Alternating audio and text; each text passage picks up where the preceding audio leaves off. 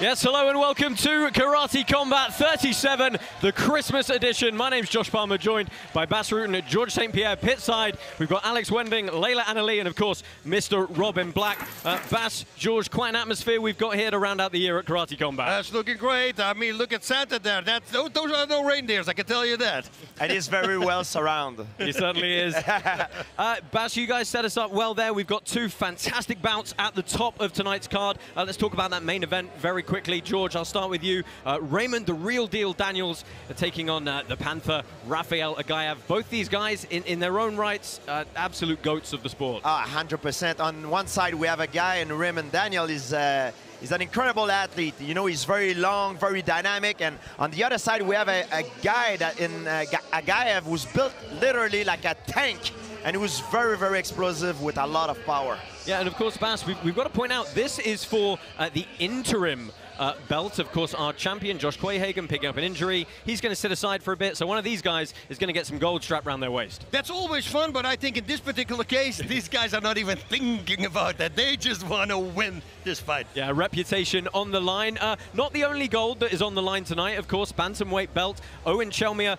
This kid has had a fantastic career with Karate Combat so far. Undefeated, 4-0, just keeps getting better. He's a Terminator, walking forward, that's his game plan. Punching, kicking, whatever he does to terminate his opponent. Very exciting fighter to watch. Absolutely, it's a do or die for him, you know.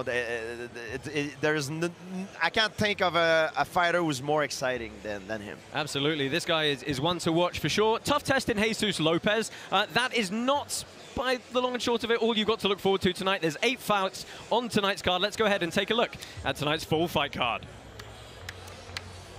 Main event tonight and the final fight of Karate Combat for 2022 is, of course, our GOAT versus GOAT matchup as two of the greatest strikers to ever enter the pit face off, Raymond Daniels and Rafael Aghayev. Co-main event this evening, the Karate Combat bantamweight belt is on the line as champion Eoghan Chelmiah puts his undefeated record to the test against Peru's national champion Jesus Lopez. Before that, we have an intriguing lightweight bout as veteran Canadian striker Gabriel Varga looks to build on his impressive first appearance against up-and-coming Frenchman Tommy Azouz. Staying in the lightweight division, a great clash of styles as Algerian Tarek Khelifi makes his Karate Combat debut against the incredibly dynamic Samuel Ericsson. A lot of tension in the build-up and back and forth on that one. Firecracker of a middleweight bout rounds out the 4 preliminary fights this evening as promotional debutant Sasha Palatnikov goes toe-to-toe with Rob Buxton, who's seeking to make his mark after an impressive qualification win last time out. After a tough first fight under the Karate Combat banner, there's no rest for Poland's Maciej Tercjak as he faces the returning Olympian from Venezuela, Andres Madera. And there will be an undeniably partisan crowd in our second bout this evening when local bantamweight Maximo Apex Nunez makes his second appearance in the pit against aggressive Brazilian Gabriel Stankunas. And we open tonight's card in the lightweight division with 2 newcomers. The Spanish national champion Sahami Enkahali takes on multi-sport black belt Venezuelan Gabo Diaz. Guys, let's touch on that first fight we're going to see shortly. George, Gabo Diaz, this guy's trained wushu, he's trained sanda, he's trained karate, kickboxing, multi-sport athlete, very much so. And as a matter of fact, 2 months ago, he won a title in kickboxing. He knows that he's going to fight a point karate fighter, so his strategy will you need to put pressure if you want to be successful. He's very good also in sanda, so he's very familiar with the throws, with the takedown. And his favorite kick is the Oshiro Mawashigiri, so be careful with this one. Yes. Yeah, lots of spinning. Of course, Bas, he's got another newcomer tonight in Sahami Enkahali, a much more traditional karateka. Yes, this chess-playing karateka, he's going to use his length, he said, and his distance. And he knows that people expect him to be aggressive, but he's not going to be aggressive. He says he's not a counter fighter at all. He just likes to attack and go in for the kill. Fantastic. That is our first bout up this evening. Before we get to that, let's go ahead and remind ourselves of the rules of the pit.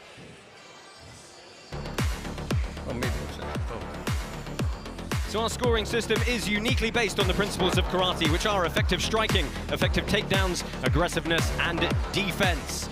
Meaning that if a fight is close, then it's up to the judges to decide. The fighter who drove the action wins. Fighters are also encouraged to use our specially designed 45-degree angled pit walls to their advantage. Fighters cannot use knees or elbows. Only 5 seconds of ground and pound is allowed. All bouts tonight are taking place over 3 3-minute rounds, unless they need to go into an overtime round is necessary. Of course, the 2 title fights tonight, 5 3-minute rounds. Don't forget, knees to the body and head are now allowed.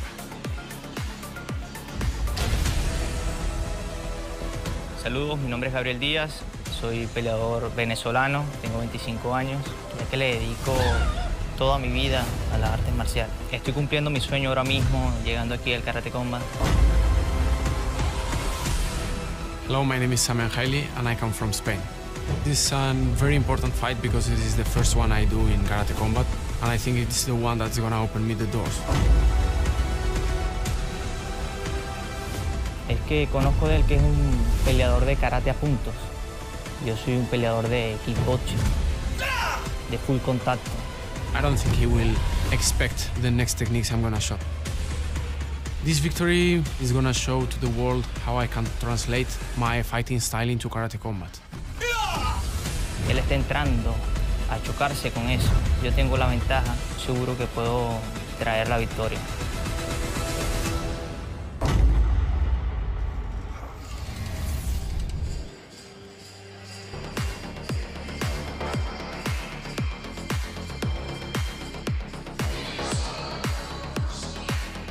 Fighting out of the blue corner, representing Venezuela, please welcome Gabo Diaz!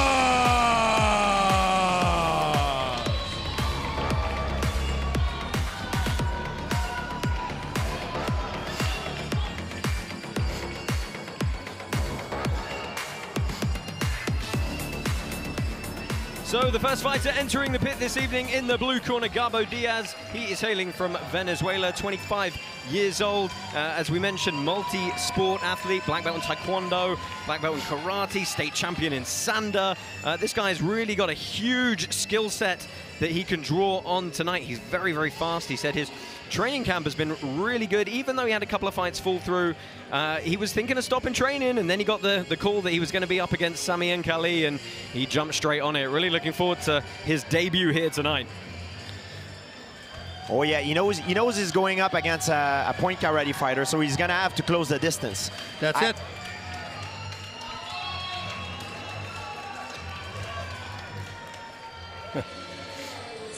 And his opponent, fighting tonight out of the red corner, representing Spain, welcome Sami Enkali!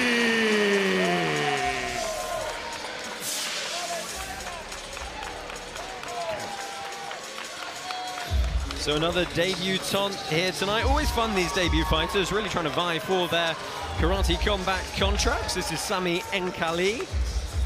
Actually took the fight on fairly short notice, but what's going to be really interesting is, you know, he is a traditional point fighting karateka, but he's been putting a bit more work in the full contact realm lately. Hasn't had that much experience competing under that rule set yet. So really interesting to see what the 13-time Spanish national champion can do here tonight. Tail the tape for the blue corner, 25 years old, Gabo Diaz. As you can see, weighed in at 148 pounds for this one. 67-inch reach in the arms.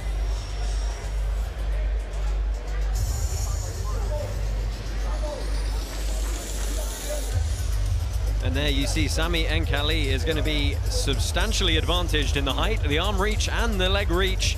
24-year-old Spaniard looking to put on a show tonight.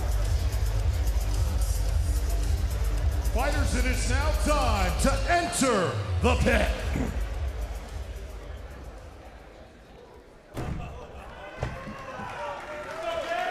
Okay.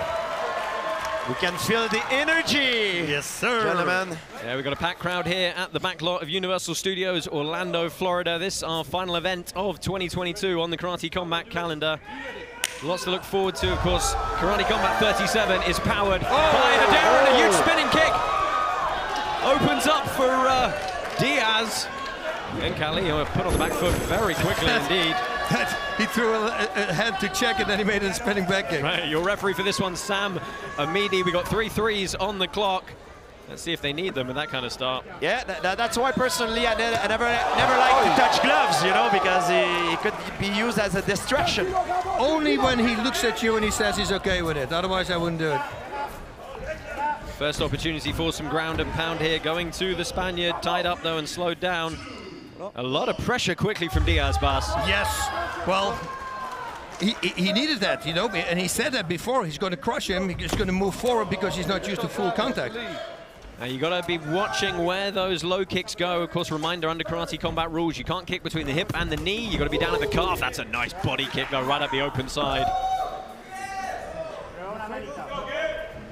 Man, that opening Ushiro Moashi to the head, that was, yes. That could have been a knockout.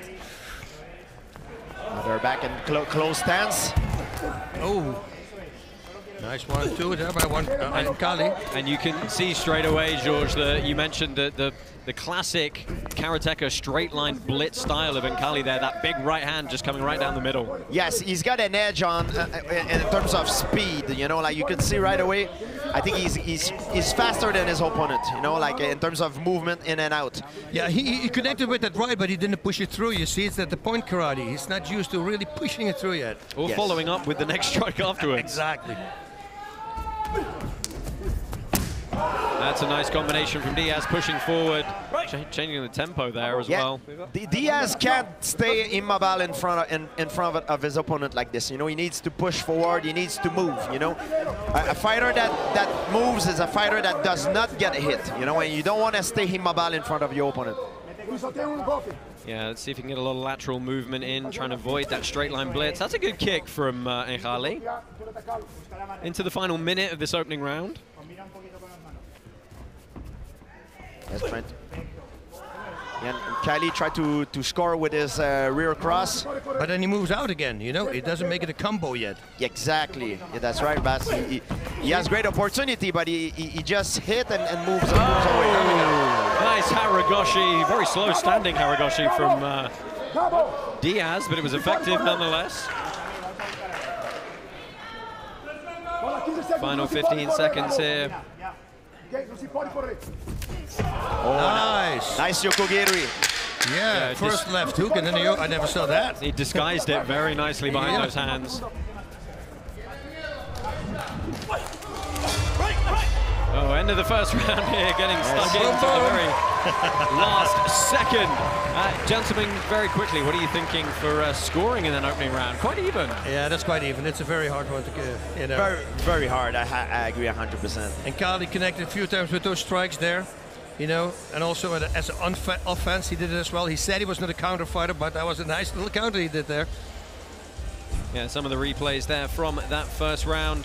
Some good kicks from Diaz. He was trying to employ a lot of those spinning kicks. Of course, he's got that black belt in Taekwondo as well, so putting that to use. And Nkali very much kind of one strike. One strike, 1-2, 1-2, coming forward, but he's got these great kicks, and he's got great reflexes. If he follows up his punches with some other punches, it's going to be great. And Kheli very linear, very good in terms of, but very linear, you know what I mean? On the other side, he's got the edge on the angle, you know. Diaz used a kick that comes from the side, from the outside of his opponent's field of vision, you know. As we look to get the second round underway here, Bas, and Nkali smiling and having a laugh in the corner. He seems pretty relaxed. Super relaxed. I was just going to say the same thing, and not tired at all. Both of them actually were breathing very nice and relaxed. Nice body kick there by Nkali. That was with the shin too. Oh, just a little bit late on that outside trip. You can throw a trip or a strike in the clinch. You've just got to activate it immediately. Just too long a pause there for the referee's liking. Oh, nice. That's a nice one. And again. And Kheli scored a lot with that rear cross. Yeah, he's very accurate with it. Yeah, but he said he was not a counter fighter. Look at this, he's countering really well. Oh, I think he got stunned now. Yeah. Yeah, Diaz having to take a few heavy breaths. He's getting backed up here. The back fist from Diaz in round one connected. He should throw it out one time, just to stop his attack, because otherwise if you give him free game, it's not a good thing. Nice snapping front kick there. There you go, Bas. I think he heard you. Right. Work the throw. This is a great start to the second round for Sahami and Khali.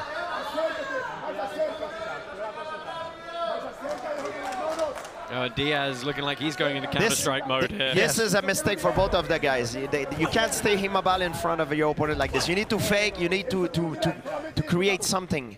You can't stay immobile. Oh!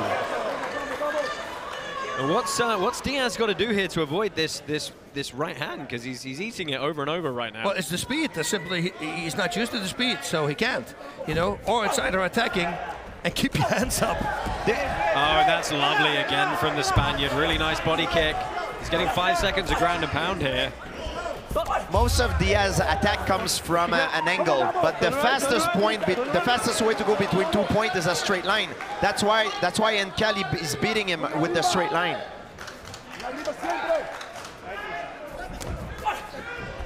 Oh yeah, he finds every time that hand. If there's going to be a knockout. Bit of gamesmanship that's here. It. Oh, he eats the spinning back fist low. Oh, he's stunned. He's dizzy. He is stunned, yes. Oh, he finds the mark again, though, ties up. That's going to give him a couple of moments of respite. Work the throw, gents. Let's go. Oh, he got hurt by the spinning back fist. Yeah, he needs to attack now, Gabo Diaz.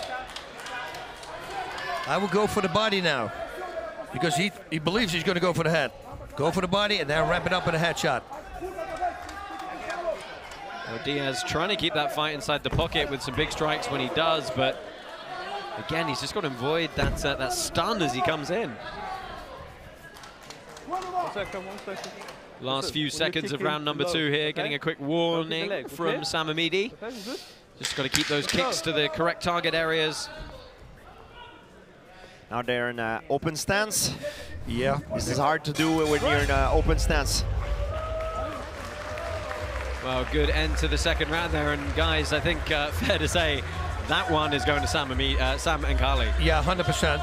You know, if he can wrap up round number 3 like that, and it almost looks like Diaz is a little bit tired here. And look at the precision he has on those punches, constantly, right? Connecting the whole time. And again, poof.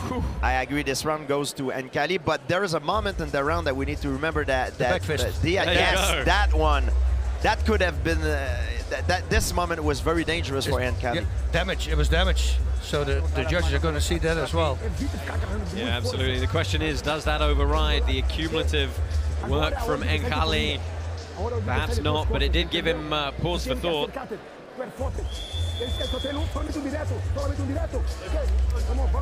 Well, I don't speak Spanish, but there were some very strong words in Diaz's corner, just in front of us. So remember, when you kick, below the knee.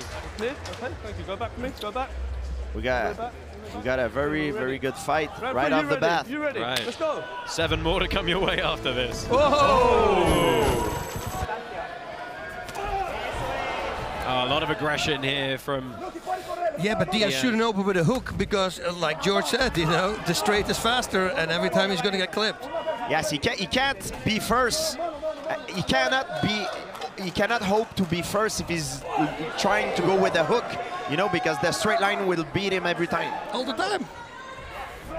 So what I think he needs to do is to try to commit, to make Nkali throw his straight, then the duck or use the hook as a counter, not as a first strike. I mean, what are you going to do? Do you parry? Do you slip? You know, what's the best way to get out of them? You know, you fake one, he goes with the cross, parry, and come back with the cross. Yes, both would work, actually, yes. Counter to counter.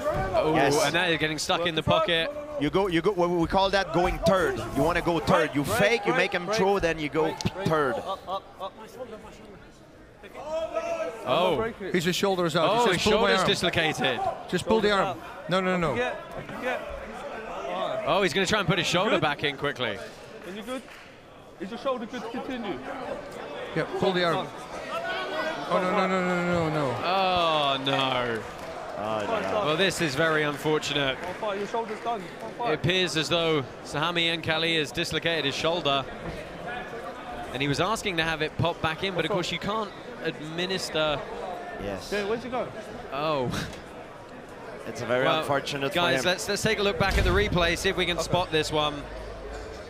He's probably going to fall on it. Yeah. There you go, just stuck it out to break the fall, and we know how that one goes. If it's not the wrist, it could be the elbow. If it's not the elbow, it could be the shoulder. Yeah, Mauricio Shogun against Coleman, right? He posted backwards, he snapped his arm in half. Same deal. Well, they're trying to reset it. Oh, that's inside. a shame, because he was doing so well. He really was. He had the upper hand there. This win is going to go to Gabo Diaz. I think TKO via injury. Yeah, it was. The injury happened during a legal takedown, so. It's from the takedown. They tried a technique and it popped out. Yeah, but he's the kick out. And that is going to be the official decision here. Consolations to Sami I Enkahali. tried to give him a few seconds, see if he could roll it back in, but he couldn't get in.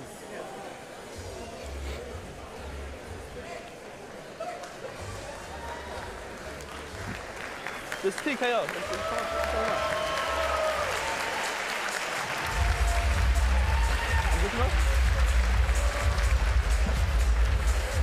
Okay?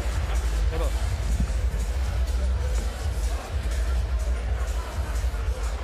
Ladies and gentlemen, our winner out of the blue corner, Gabo Diaz! Gabo Diaz victorious in his karate combat debut. He's been making his home actually here in Orlando, Florida for the last 7 months, so a really good start to his American adventures as he makes his way backstage. Let's go ahead and head down pit side and get some reflection from our analyst, Mr. Robin Black. Thanks, guys. Yeah, you know, injuries are a part of the game, and every movement in fighting is a combative movement. So an injury is still a win. We often look at it and go, oh, you didn't want to win that way. It's still a win you created from the throw. But I want to add, for all of our armchair doctors at home, when we see that, we think we're in a movie, and all we got to do is Mel Gibson slam it back in. But yes, sometimes it is a dislocated shoulder. Other times it is a separated shoulder, and other times it is a broken collarbone. Under no circumstances should somebody ever Mel Gibson that thing back in, because sometimes you can hurt yourself real freaking bad. But I want to congratulate Gabo Diaz. That is still a clean win, and let's thank both those gentlemen for a wonderful fight. You take some. You. Oh, boom, look at that. Guys, let's take a look back at some of the replays here. This was the fight ender. It was the Haragoshi attempt, and he just didn't quite frame out correctly. Yeah, that's a shame. Perhaps, you know, as you said, a shame, very unfortunate indeed. He was really starting to get the momentum going his way, and that right hand was pretty vicious. You know, this was about a contract. I'm pretty sure Karate Combat's going to give him a contract anyway, because he was doing really well. He could have maybe won the fight at the very end. And with that classical karate, George, that linear straight line hit. Yes, that was beautiful. Beautiful technique. He was first. He was counter punching his opponent on the way when he was coming on the way in. What a great display of skill and timing. Yeah, what a fantastic first fight here at Karate Combat 37. 7 more coming your way. Join us again in just a moment.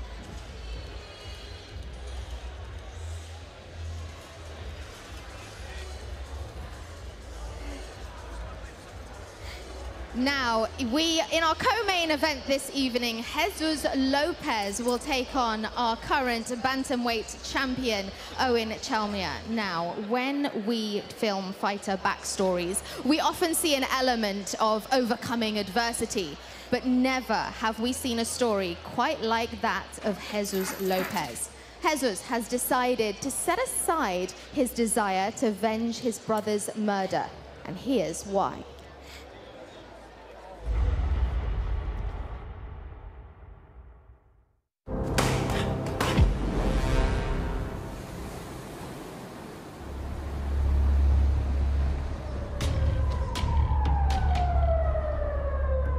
Cuando era niño, mi hermano John regresaba de su trabajo y me enseñaba karate en el patio de la casa. Él usaba diferentes cosas para poder exigirme y practicar muy duro, y así aprender a defenderme. John me enseñó más que karate. Él me enseñó cómo sobrevivir en un mundo brutal. En el barrio donde yo vivía, habían pandillas, drogas, y él me enseñó a usar los principios del karate para siempre guiarme por el buen camino. A él le gustaba ayudar a las demás personas, y eso era lo que me motivaba mucho a seguir sus pasos. Cuando yo tenía 12 años, a mi hermano lo asesinaron a balazos en la calle. Durante años pensaba en venganza. Regresé a practicar karate para vengar a mi hermano. Mi sensei me dijo que ese no era el camino. Ahora honro a mi hermano. Siento que mi hermano está conmigo dándome su energía. Cada combate se lo dedico a él. Y nunca lo dejaré de hacer. Cuando no estoy entrenando, Me gusta mezclar música como un DJ. La música me hace sentir vivo, me da mucha energía. Pero ahora peleo. Yo siempre estoy activo, siempre estoy entrenando, me mantengo enfocado para cualquier oportunidad de karate combat. Todos mis combates he ido a hacer daño, a destruir al oponente. Eso es lo que me caracteriza. Yo siempre voy a cada combate a morir.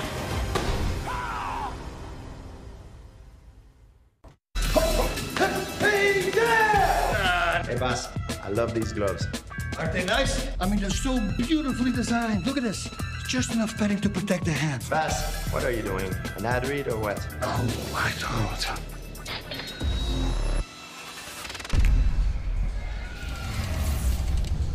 Yes, welcome back to the booth here at Karate Combat. Bass, that co-main event, Owen Chelmiah, Jesus Lopez. Lopez, a very, very tough character indeed, as we saw there in that profile. You know, listen, once you start fighting and you dedicate everything to your brother who passed away, I mean, you had a lot of fire behind you. He's got a lot of heart, a lot of power. Every time when you see him, he's increasing and he's getting better. I was able to work with him a little bit, and boy, does he pick up fast. So do not blink, because if he connects, the fight could be over.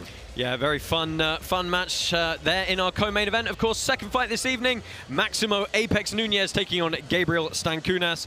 George, Maximo Nunez, you know, he said last time out he was a little bit conservative, took the fight on short notice, wanted to make sure he started well. He's ready to take the brakes off this time.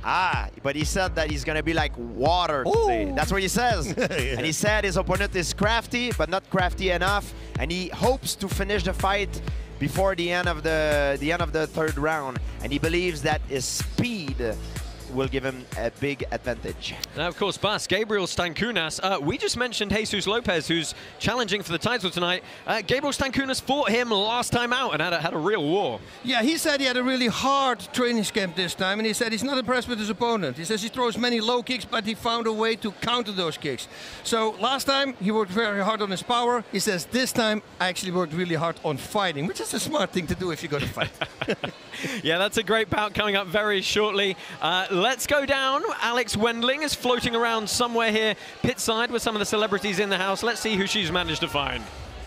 Yes, I am pit side with Renato Moicano. Thank you for making the drive from Boca. You've been having some big fights yourself, so what made you want to visit Karate Combat tonight? I mean, this is awesome. Karate is a very nice martial art, and the way that you guys are putting together is just beautiful to watch. And I know you're a big fan of steak and cerveza, some beer. So can you tell the audience, you know, how that Joe Rogan interview went with you? You know, you scream for your love for steak and beer. Yeah, I mean, if I'm not training, I'm not fighting, I am drinking beer and eating steaks, you know, and we are here in Florida, so you have to enjoy yourselves a little bit. Let's go. Today is the night. Karate, let's go. Very good fights. Yes, and obviously in karate, we don't have that much grappling. I know you've been calling someone named Paddy Pimblett out a lot. How do you think you would do inside the pit with a guy like that? He's so jiu-jitsu based. I feel like you'd probably beat that ass. Paddy Pimblett is easy money. Everybody knows. The guy goes to UFC, fights nobody, and right now it's time to get a real fighter in the UFC, a top 15. And if he wants and UFC wants, I can break his face anytime. Anytime, anywhere, maybe in the pit. We'll send it back to you guys. Woo! Thank you so much. Alex, thank you, Renato. Right, let's go ahead and get this second fight underway. This is Maximo Nunez and Gabriel Stankunas.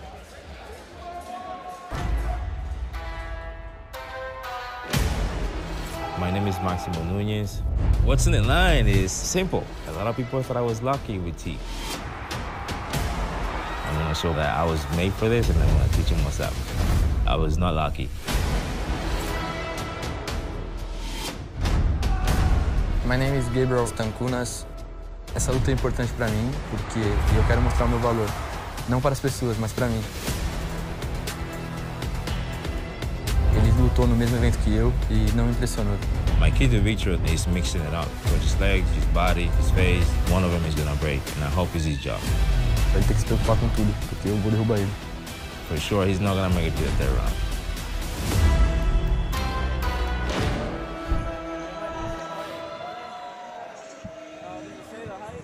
I don't know. But we'll find out in a second, yeah. Ladies and gentlemen, fighting out of the blue corner, representing Brazil, Gabriel, the Blessed Stankunas.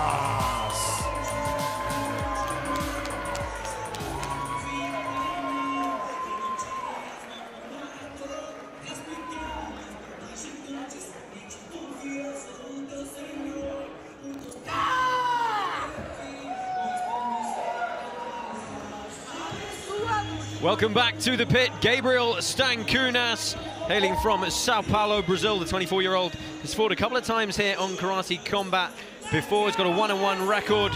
Of course, last time out, had that decision loss in an absolute barn burner with our championship challenger tonight, Azouz Lopez. We did see him earlier this year as well in a unanimous decision win in his debut over Damian Villa. Getting fired up here. Extremely aggressive fighter. Super intelligent as well, though. Hopefully we're going to see some takedowns. As said, the ground and pound will be a factor tonight. Stocky opponent in Maximo Nunez, though.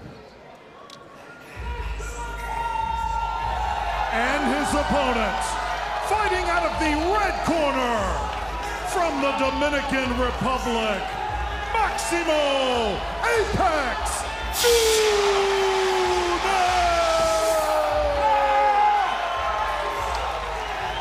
Well, we mentioned in the fight card rundown it would be a pretty partisan crowd here tonight. That's because Maximo Nunez, although originally from the Dominican Republic, trains right here in Orlando, Florida, an American top team, Longwood. Had a lot of support last time out. Said he's bringing even bigger crowd here tonight.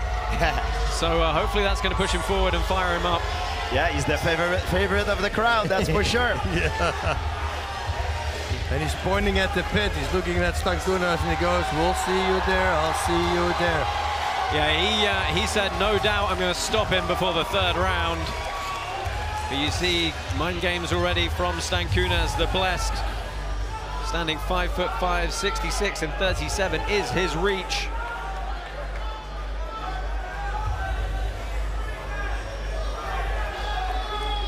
Apex Nunez, a little bit shorter, but makes up for it with a lot of speed. Thinks he's going to have the speed advantage tonight, as you see originally there from the Dominican Republic. A fair bit older, though, at 37. Yeah.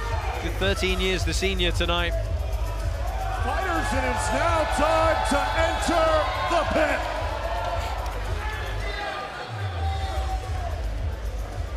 Fighters, it is now time to enter the pit. Yeah, Nunez also said there's 3 bars watching. Well, the biggest giveaway in sports history just got 2 times bigger. For a limited time only, received 2 times the standard karate token allocation after the initial DAO launch. Go to karate.com/airdrop or scan the QR code coming up on your screen right now to receive twice the standard token allocation. Offer ends 11:59 p.m. Eastern tomorrow night, December 18th. Don't miss out. Sign up now. No purchase required. Wayne Spinola is your referee for this one. 3-3s on the clock. Sorry, Bas, go ahead. No, if he did it on purpose, like when he checked the low kick, but he used it to a kick, that would be very impressive, right? Yes, yes, that's what I was about to say. Yeah, go, wow. That had to be luck. Oh, nice counter there by Nunez. Yeah, Nunez said he thought he would have the speed advantage, and that was a short little right hand, found the mark.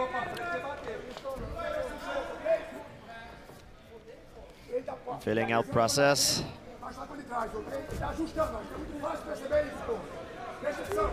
You know, we wondered if Stankunas would be affected by the support here for Nunez tonight, and he said to us... another right click. Big swings. He said, you know, it doesn't matter if he's got crowd support. It's really just him in the pit, so... That's a fair comment. Yeah.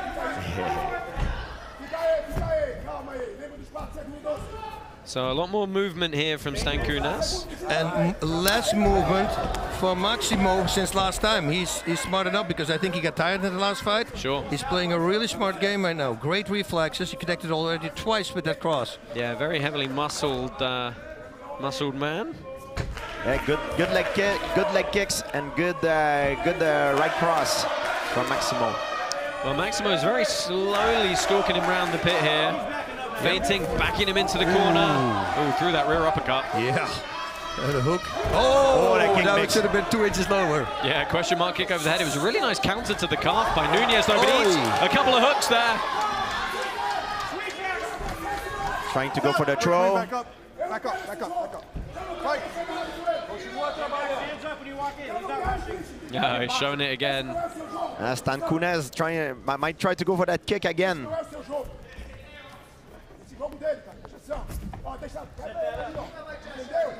Very predictable there from Nunez, didn't set that up. Easily avoided by Stankunas, and he's throwing very short shots on the inside. Body lock again. Oh, nice little trick. Yeah, that was nice. I would like to see more feints from both these guys. I agree.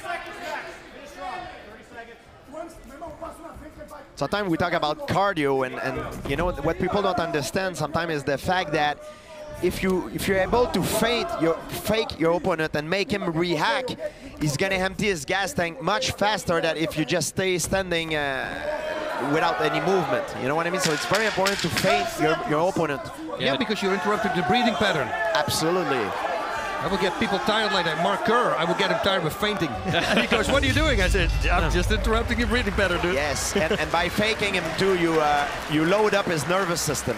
So first round in the books there. Still a little bit cagey, a lot more work perhaps being done by Stankunas in that opening 3 minutes. I think so too, but then again, Nunez landed a few good punches. 2 times he landed with that cross. Yeah, we just saw there in the start of the replays. But Stankunas also landed a big punch. Yeah, he had one great attack that he threw a few punches that connect. He missed with that Mawashigiri. That was very nice too. He faked it low, then he went high. Yeah, just over the top. Look in the corners there. Both men staying calm, cool, and collected. You know, very often we're tempted to think that high kick are always more efficient, but that's not always the case. Low kick can be very, very efficient as well, you know, because it might not be as much flamboyant, but it can cause a lot of damage to the legs or to the body as well. Yeah, if you can't walk, you can't fight. So 3 on the clock, second round underway, and that's a big right hand from Stankunas. Oh, again! Nunez is rocked! Stankunas swarming him here, the right again! Throws the left, and he's firing back as well! What a war now. Wow, yeah, feeling our process is over. Yeah. Oh, Stankunas just pushed him away. But that was great work from Nunez to come back into it after what was a really worrying few seconds for him. Would have been a standing 8 count in some rule sets. Quickly, back up.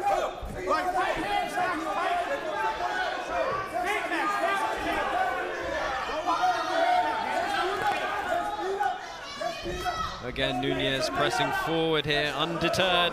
Yes, Stankunas slow down a little bit. Yeah, I would start attacking the body. That's what I always do. If you hurt the head, start hitting the body. You know, force his defense down and then go back on top.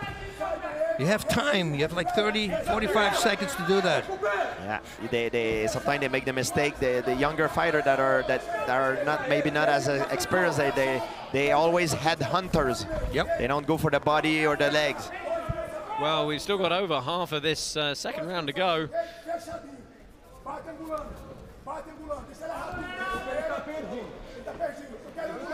Nunez, I think, very much back into his pattern here. Stankunas said he would counter those low kicks. We didn't see that yet. Nunez said he was going to move like water. Do you think he's just a little bit tight right now? Yeah.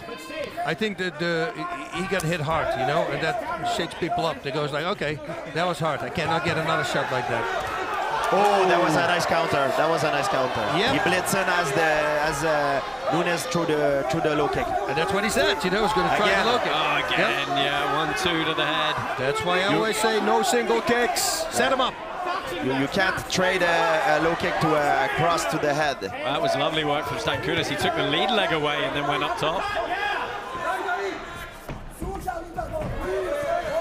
Nice movement there by Stankunas, just moving to the side.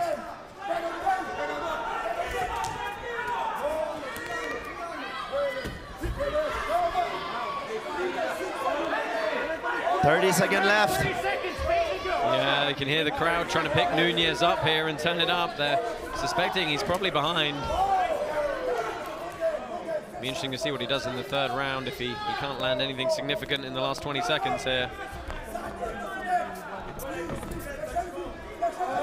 They both load a lot on their rear cross punches. You know, when they get close of each other, they both very often throw that the same punch at the same time and both miss. Well, that was... Yep, telegraph. That was a good... oh, that's the end of the round. It was a good takedown from Nunez. A little bit of illegal ground and pound there. Quickly, they're not allowed to hammer fist. They're not allowed to strike the back of the head. So getting some licks in to even it up.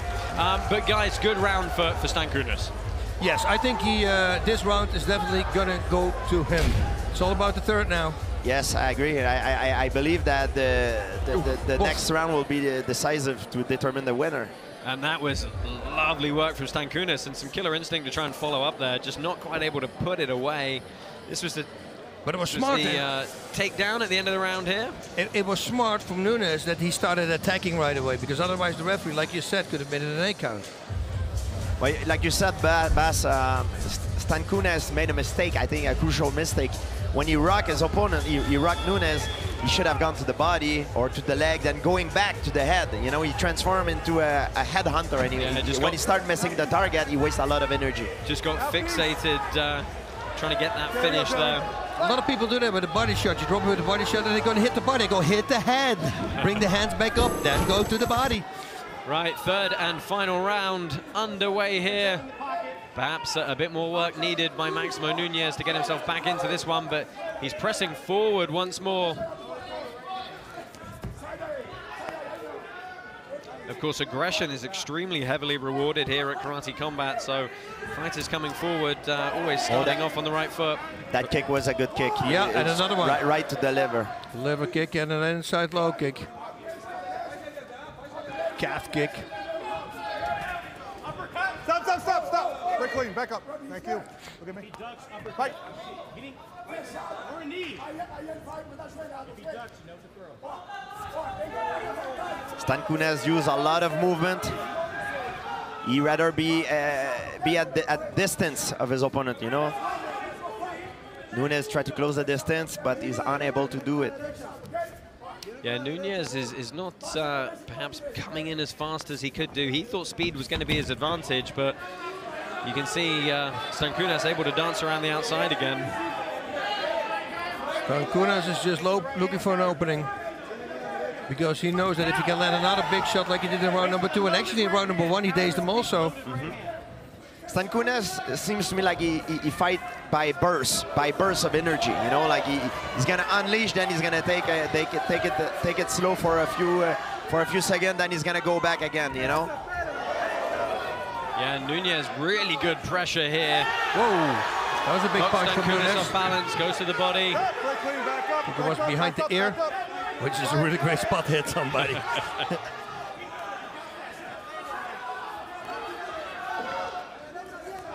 Final minute here, Nunez landing it up, and this is good work from the Dominican.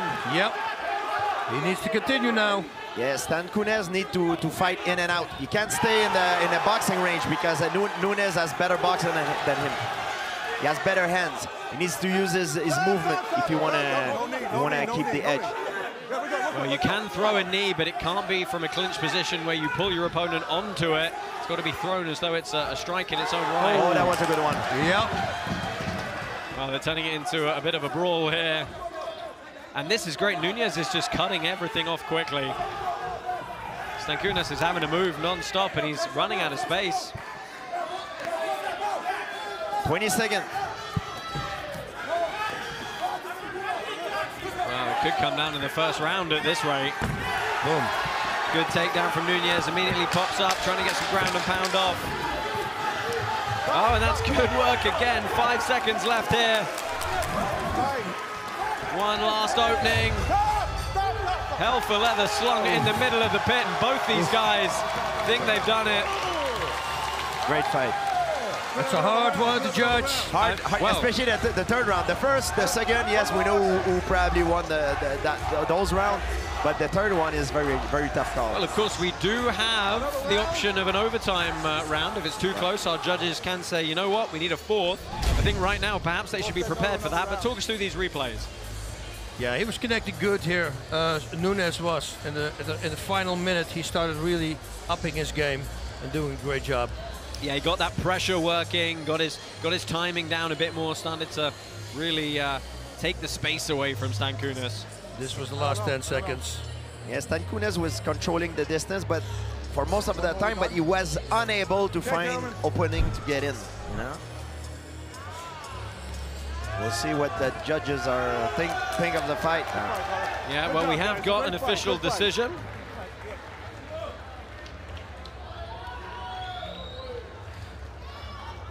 Ladies and gentlemen, let's hear it for both of these warriors tonight. Our winner coming out of the blue corner, Gabriel, the Blessed Stankunas.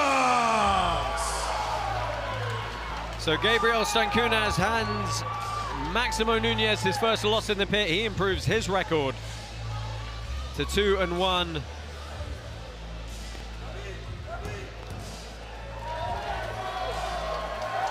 Nunez just saying thank you to the crowd who's made the trip to see him. And Stankunas giving his corner a very big hug in the background as well. Yeah, I mean, anxious moments for him in the third. We'll probably talk a bit more about that shortly when we get some fight stats coming up for you in a moment. But Gabriel Stankunas right now is going to head up pit side. And hopefully, if we can grab him.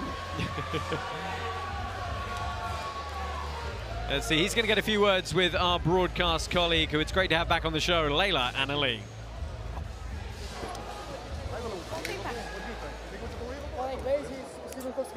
Tá bom, parabéns. Primeira coisa, congratulations, well done. You frustrated your opponent dancing around him there. He struggled to find rage towards the end. Was that always the game plan? Você infuriou ele, você dançou muito, usou uma pressão bem inteligente. Isso foi a estratégia? This is karate. This is karate. The really karate is this. The really show is the karate combat! What is up, Orlando? Another question I wanted to ask you was something beautiful that you opened up about ahead of this fight. You were very honest about anxiety and about the fact that you knew that your opponent would have fans out in force, Team ATT here. And it was a focus of yours not to let it bother you. I want to know how you did that. Você foi muito aberto sobre sua ansiedade e sabendo que aqui o seu oponente ia ter muita fãs dele, o time dele. Como que você não deixou isso te irritar? For much respect for HAT, American Top Team is the grand team for Orlando and the American.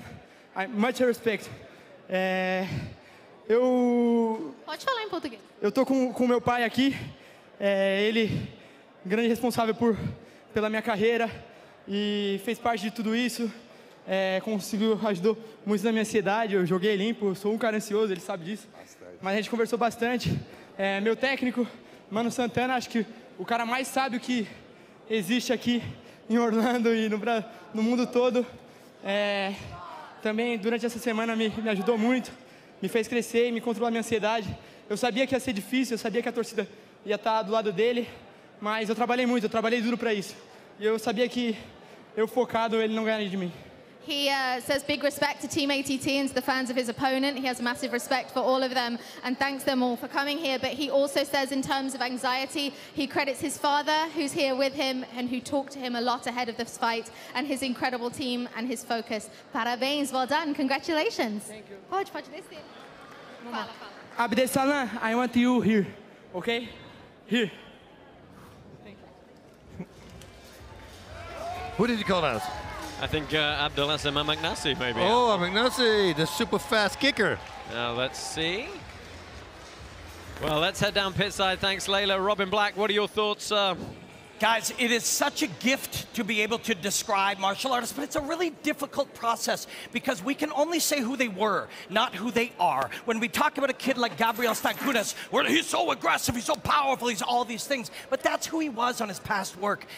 Fighting and martial arts is a lifelong process of change, and this kid has changed going into this fight, and he changed even within the fight from round 1 to round 2. He looked like a different fighter. When we look at the statistics, they were close, but it was his movement, his ability to land clean, and his changing identity within the fight. He was fluid and moving and liquid in round 1, and then aggressive and intense and combative in round 2. He was a smart fighter. He's an ever-changing fighter, and he's an ever-growing fighter, and he's a kid that we should really keep an eye on. Guys, wonderful fight.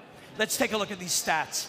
So close, and really in total stats, you can see Nunez landed a lot, but it's when you land, it's where you land, it's why you land, and it's how you land that matters. And Gabriel Stankunas won that fight, and he won it clean. It was a wonderful fight for both young gentlemen. Yes, thank you, Robin. Guys, last reflections on that one. Stankunas, look, we know he's tough. We know he can get stuck in a war. Had to dig deep a little bit in the end there. Yes, he had to dig deep, yeah, because Nunez came back and because he knew he was behind and he was landing some big shots, but still the bigger shots were landed by Stankunas. I think he dazed him a few times, and the first round actually landed also a really big one. Yeah, that second round, George, was the turning point. Yeah, he had opportunities that in this fight that he was closer than his opponent has ever been to finish the fight, and I think that's why he was awarded the victory. Yeah, that's absolutely right. Of course, aggression and shots that land, kicks that land, punches that land are the things that are going to score for you here at Karate Combat. Very decisively, that went the way of Gabriel Stankunas. He moves to 2-1. Of course, we've got lots more fights coming up for you.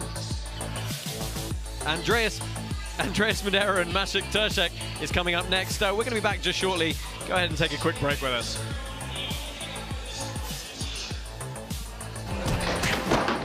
Okay, guys, okay. There, oh, you serious, dude? There. All right, everybody, can I have your attention? Listen up. Karate Combat is the new striking league taking over combat sports. Real fights, real stories, real knockouts. And boy, this upcoming January, Karate Combat is giving the whole league to its fans. Karate Combat is issuing a token that will govern the league. Yes, I know, of course, you've seen these tokens, but trust me, this is completely different. Because Karate Combat will have no owners, no hidden strings, nothing. Just the Karate token. Oh, come on, man, not you again. Go here. Boom! Ooh, pick that head up. Stay down. People. But wait, there's more. Check out our new app. Pick a fighter, and if that fighter wins, you win more tokens, meaning more of the league goes to you. Well, what do you all think? All right. The app is launching in January, so go to karate.com/airdrop and sign up now. Whoosh. Okay, so all the Karate Combat fighters that you're going to see tonight have a background in karate. What you might not know is that all these guys have different styles. Goju Ryu, Shito Ryu, Kyokushin, Kempo Karate, Shotokan Karate. Today, we are going to focus on Shotokan and on Kyokushin. Shotokan. All long stances, wide stances. All the kicks are above the waist, and their blocks and counters are not circular movements like you see a lot. It's very more precise. If he gives me a right straight, boom, boom, and there's the counter right away. Kyokushin focus on powerful blows in order to inflict as much damage as possible. They are allowed to kick the legs, no punch to the face, and they are specialists in close-range combat. Yes, I always call it fighting in a phone booth, because this, what you see in a Kyokushin match, that's it. They will never see a moment if he gives me a kick that I'm moving out of the way. They like to take it and immediately counter. Big difference in styles. At the end of the day, it doesn't matter what style of karate do you practice, because a punch is a punch, a kick is a kick. So, may the best man win. Us. Okay, I'm going first now. Yes, welcome back to Pitside here at Karate Combat 37. Moving right on, a lightweight bout coming up now. Andreas Madera taking on Maciej Tercjak. Maciej Tercjak, he had a really good bout last time out, despite not getting that win against Bruno Souza. So a tough opponent there. Yeah, and he also said he had only 5 weeks. This time he had a lot of preparation. He likes to have like 12 or 14 weeks, which he has now, so he's really confident.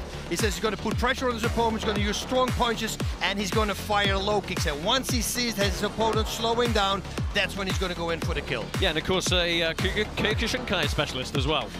There we go, yes. This is a Kyokushinkai. We saw him with a really beautiful head kick knockout in a kickboxing match, actually. There's a really nice little video coming from him around the internet. He has an undefeated Venezuelan standing in his way tonight. That's Andres Madera. George, this guy's fought all over the place, titles everywhere. Most significantly, he is also an Olympian. Yes. He believes that the speed will give him an edge, and he will try to go for those knockout blows, like the head kick and the knockout punches. So we have to pay attention to this. Yeah, a man used to the biggest of stages. Going to be a very interesting bout in the lightweight division here. Time for you to go ahead and meet Andres Madera and Maciej Tercjak.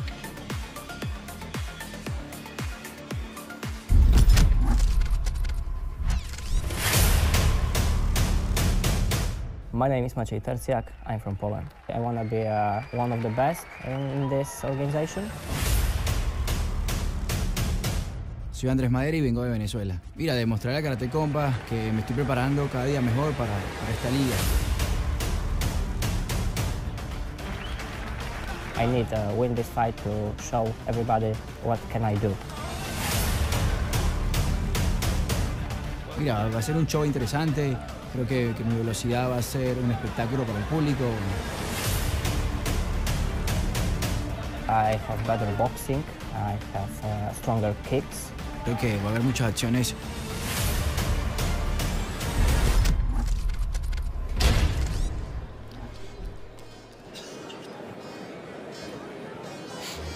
Our next bout, fighting out of the blue corner, representing Poland, Maciej, the Karate Kid, Tercjak!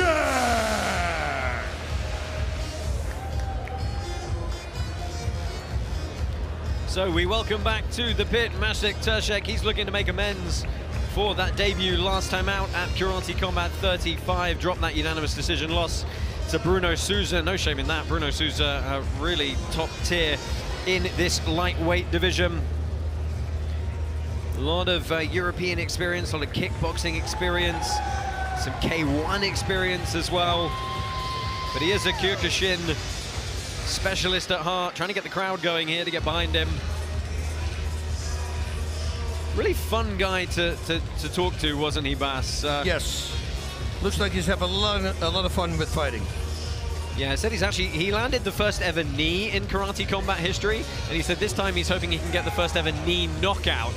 Something we still haven't seen that much of yet. No. Let's hope he's right. You know, I would love to see a good knockout, whether it's to the body or to the head. I'm good with anything. Yes. And his opponent, fighting out of the red corner, representing Venezuela. Welcome, Andres Madera!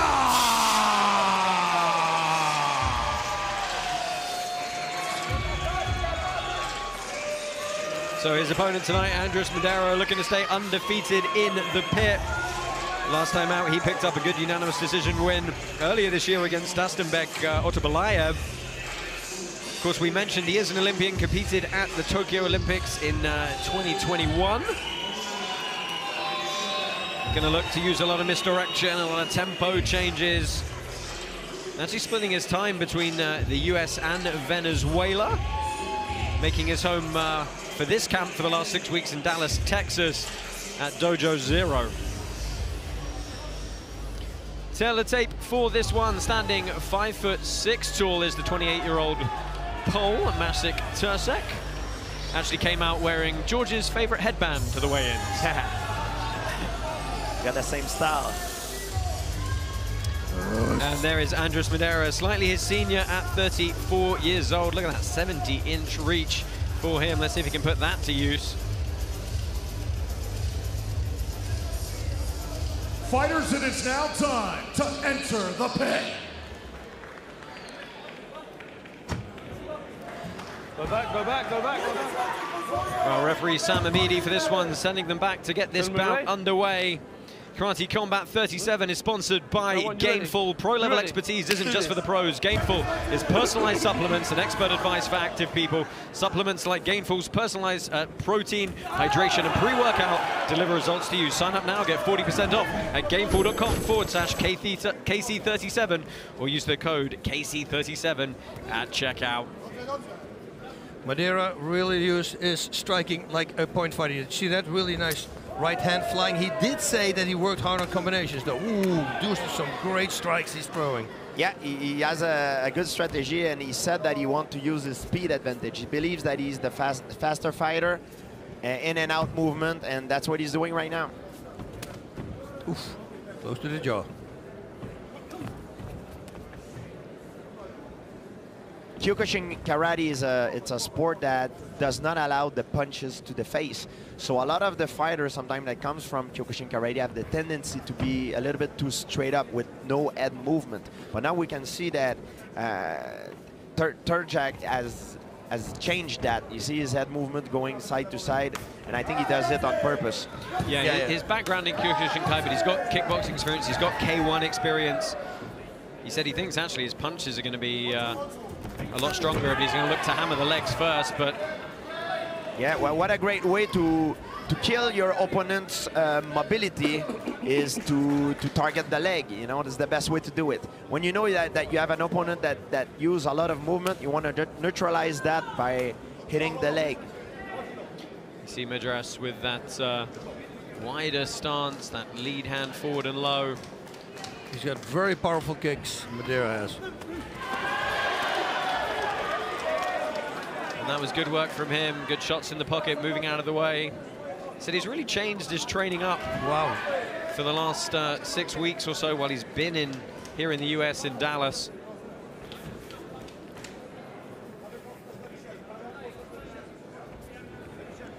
He's doing a really great job staying outside the range. Yeah, Tercjak has a lot of head movement, you know, on purpose. He knows his opponent would probably try to blitz in a straight line, so you want to always keep his head outside of the center line, which is a good thing to do, I believe.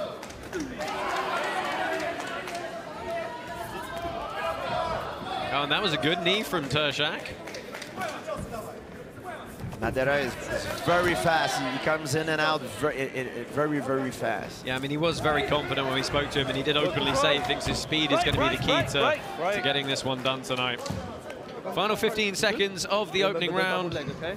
Double leg. Let's go.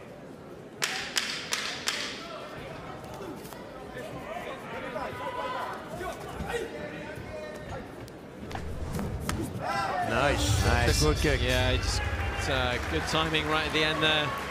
And those leg kick will very often the damage will appear a little bit later in the fight because it will swell and the damage will come a little bit later. Let's take a look at some of the replays from that opening round. Just in the legal zone, top of the calf there behind the knee. And really getting the full meat of the shin there, but these were good shots from Maderas. Yeah, and he gets out also fast. You see, he's getting out there. But he landed some really crazy body kicks as well. Powerful, Madera did. Getting a quick look in the corner of Tercjak there. Any thoughts on the scoring for the first round, gents? Oh, yeah, I would go to Madera, I think. Yes. Yeah, because he was the aggressor. He punched more, he kicked more, and he connected more. Yeah. Let's go, gents. Let's go. But a lot of guys, they just need the first round to download all the information, and that's when they start fighting. And also some of the leg kick that he got hit with, the damage might happen now. You know, like you might feel it now. You know, in the later round, like. Yeah, and especially after you sit down. Yes. Yeah, Tercjak no stranger to... Oof, that was a big inside low kick. Some low kicks. Actually had a tie fight in Lupini Stadium as Tercjak. Oh, that's good work from Madera. That was great. Good combination. But you see, Tercjak is turning it up now. There we go. Madera firing these shots from a very low position, leaving the head open a little bit, much more higher, Traditional kind of Western boxing guard for Tercjak. Well, that was that short-range kick up to the head from the Kyokushin background, but he's having to try and find some sort of guard play to slow down the ground and pound here. Nice timing. You can see that Madera has the speed advantage, you know, like he's very fast. He comes in and out very fast. And when his opponent throw a circular kick, he tried to blitz in and cut him off balance.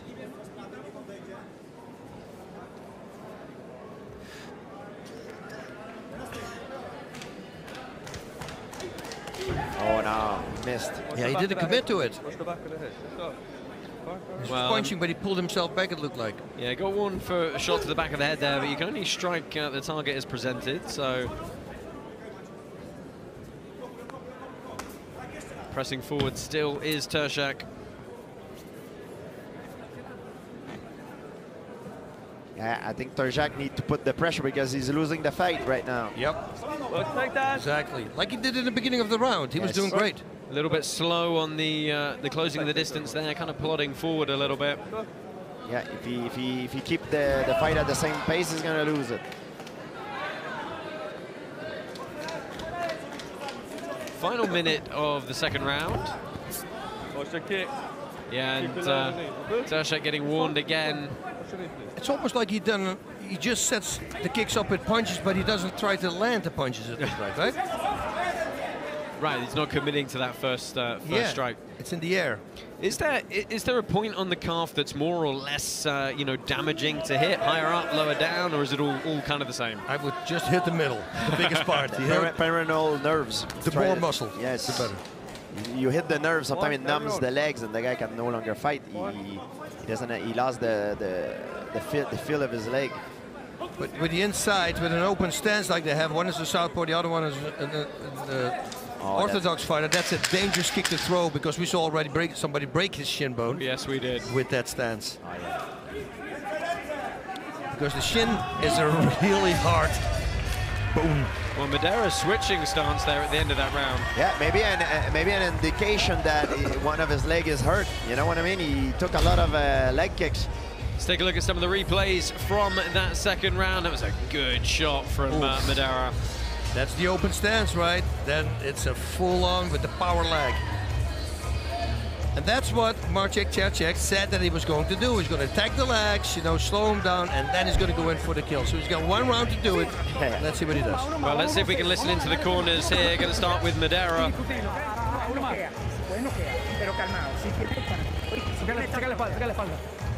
Translate. After you, my friend. And this is the corner of Maciej Tercjak. So the coaches said hit him hard. I go, okay. Yeah, getting that. What I'm trying to do the whole time, actually. Kick below, okay, or above, okay?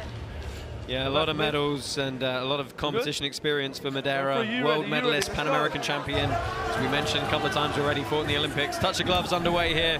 Third and final 3-minute round. This your third bout of the evening from Karate Combat 37 live from the back lot of Universal Studios Orlando.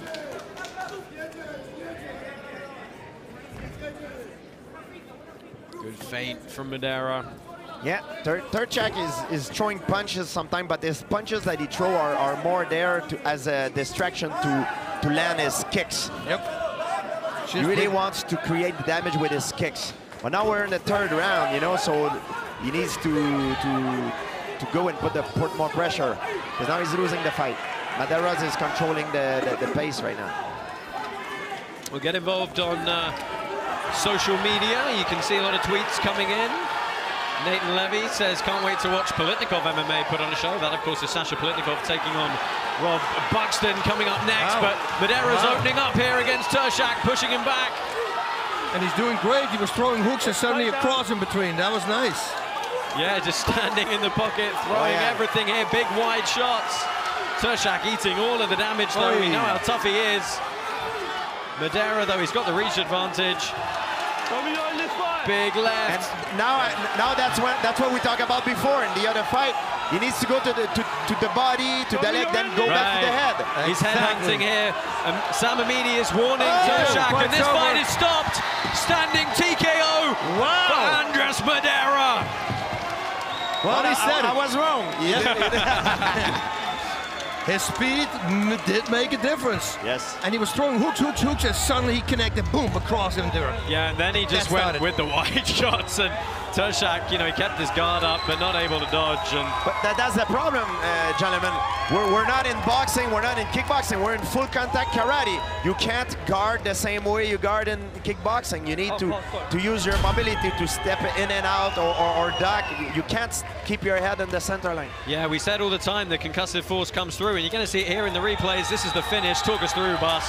Yeah, he's just started wailing and aiming for the head, hand-hunting, as we're calling it the whole time, and boom, that starts connecting. And with that kind of power, that's a clothesline right there. I mean, even those forearms, you know, they're just doing damage the whole time. Oh, look at that.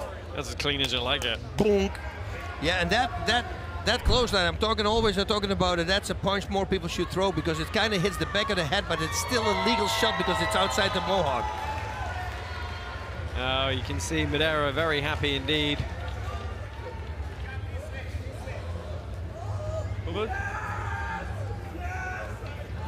Let's bring these guys back to the middle here, get our official decision on this one.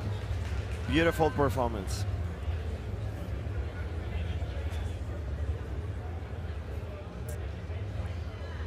All right, Karate Combat fans, our winner by TKO out of the red corner, Andres Madera!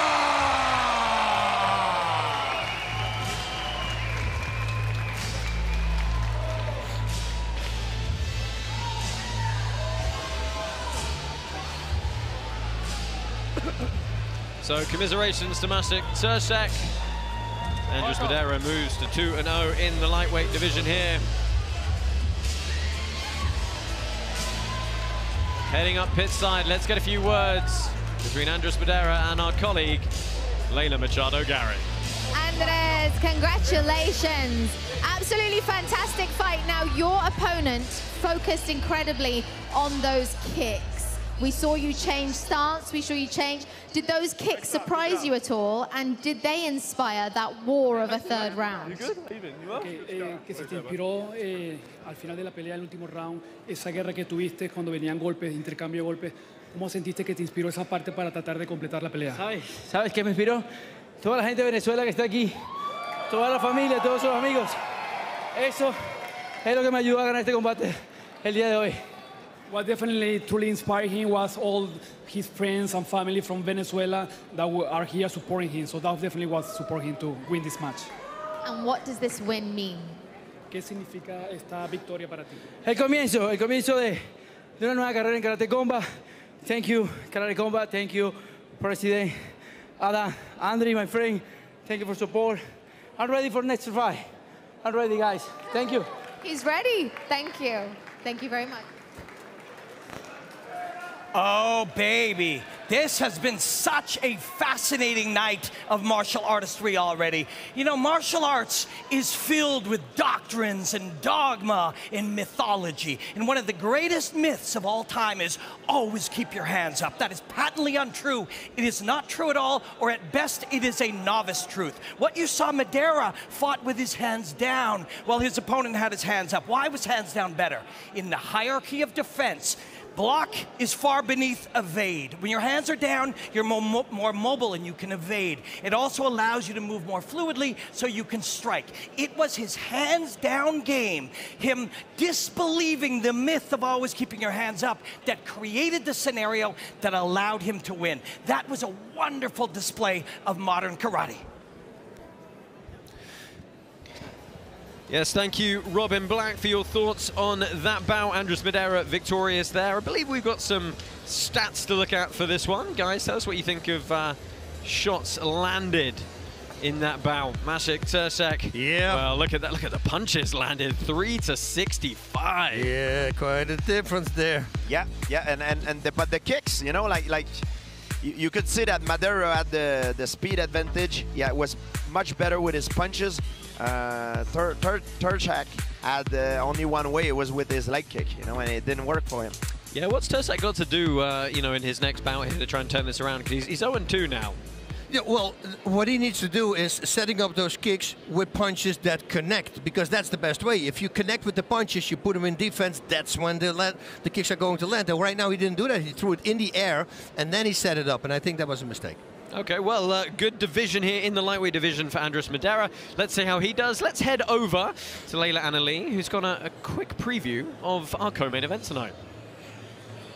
Yes, yes. In our co-main event this evening, we will see our current bantamweight champion, Eoghan Chelmiah, look to defend his title against Azouz Lopez. Now, he's a PhD student by day, champion by night, and he credits his colorful career to one very influential female, his mother.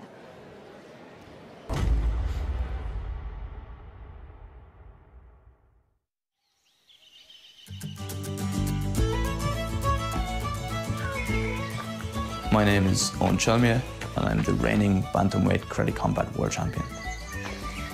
When I was about 4, my mother enrolled me into karate classes. I immediately fell in love with the art. Within weeks, I began competing and haven't looked back since. My mother is my coach, my manager, and my trainer. I've worked with many coaches over the years, but I actually prefer working with my mum because I just know that she has my best interests. If she doesn't want me to win, then who is? Thanks to her, I have a wealth of combat experience under my belt, and combining that with my natural hunger to fight makes me probably the most high-risk fight in this division. Without the belt, a lot of people won't take that fight. That's my ticket to fight everyone, and that's exactly what I want. Everyone in this weight division. There's no secrets to my training. I train every single day. I don't believe in off days or rest days. My work ethic is to train hard, maintain focus, and stay disciplined, and I believe that makes champions. I think all the fighters in the bantamweight division in karate combat are good. Each one presents a different challenge, but I think they're all beatable. Including myself, no one's invincible. I just prepare as hard as I can to make sure I'm number one, getting my hand raised every time. I just strive to push myself in everything I do. Just more running, more cardio, more sparring. I just up at every camp, and it hasn't failed me so far. Chelmiah connects, drops him, keeps going. And that is over. The belt being on the line doesn't change my mindset. I'm in there to finish fights, and I'm not there to win on decision. I'm there to knock them out.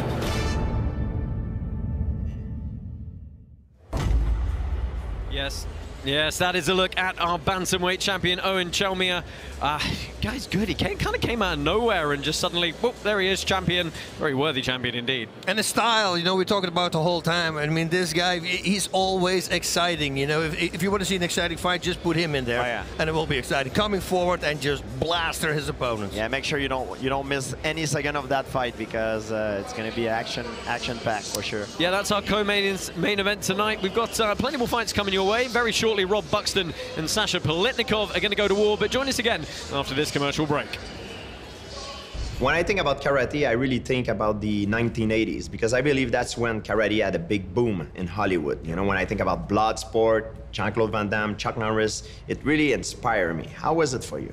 For me, it was a little bit early, the 70s. It was Bruce Lee. You know, I was the sick kid with a horrible skin disease. I got bullied a lot. Then I saw Enter the Dragon from Bruce Lee.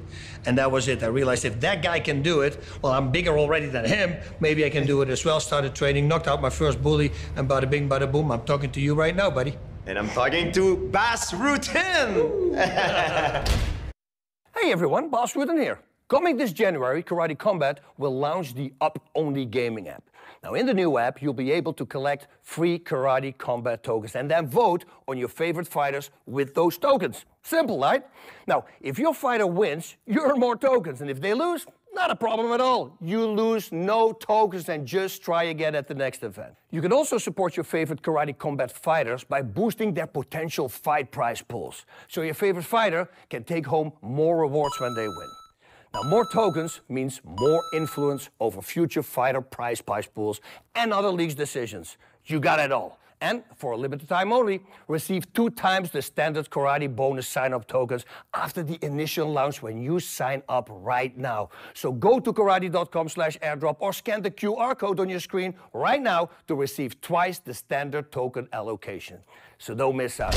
Sign up right now. There's no purchase required. Yes, very exciting times ahead with the launch of the Karate Combat DAO. Of course, go to karate.com/airdrop. Get your tokens squared away there. Guys, moving on, Sasha Palatnikov, Rob Buxton. Very, very interesting fight here. Palatnikov, Bas, he's a debutant here tonight. But this guy has had a lot of big fight experience. Yeah, he's just lost being here, man. He says he's meeting people, having fun. This guy looks like he's having fun the whole time. He's going to look for a big right punch and a big right kick. His opponent is going to look for that, that's what he said, and he's going to counter those strikes. Yeah, really, really intriguing guy to make his debut tonight. Returning, George, fellow Canadian, Rob Buxton. Yeah, is up on tonight. He knows that he's not the favorite in this fight because his opponent has more fighting experience. But you know what he thinks? And he believes he wants to be the first one to win a fight with a knockout knee. So we'll see. Yeah, I would love that. Of course, Rob Buxton secured his Karate Combat contract last time out, looking to really put it to use in the first fight here.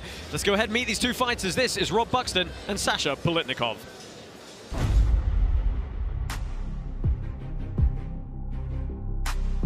My name is Sasha Palatnikov.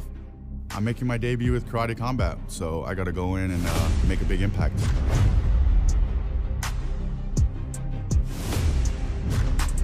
My name's Rob Buxton. I'm excited to get out there and test myself against some stiff competition, and I'm ready to go. There's not enough time for him to be ready. That's the problem for him. Biggest problem that I do carry is I do carry a lot of power. I consider him to be pretty green into the professional side, but I'm expecting a tough opponent. Coming in against a UFC vet, it's a high reward fight for me. If I can take this through, I believe I can. I'm confident in myself. I think he's gonna have a big wake-up call. As long as I go in there and play my game, it's gonna be a quick night.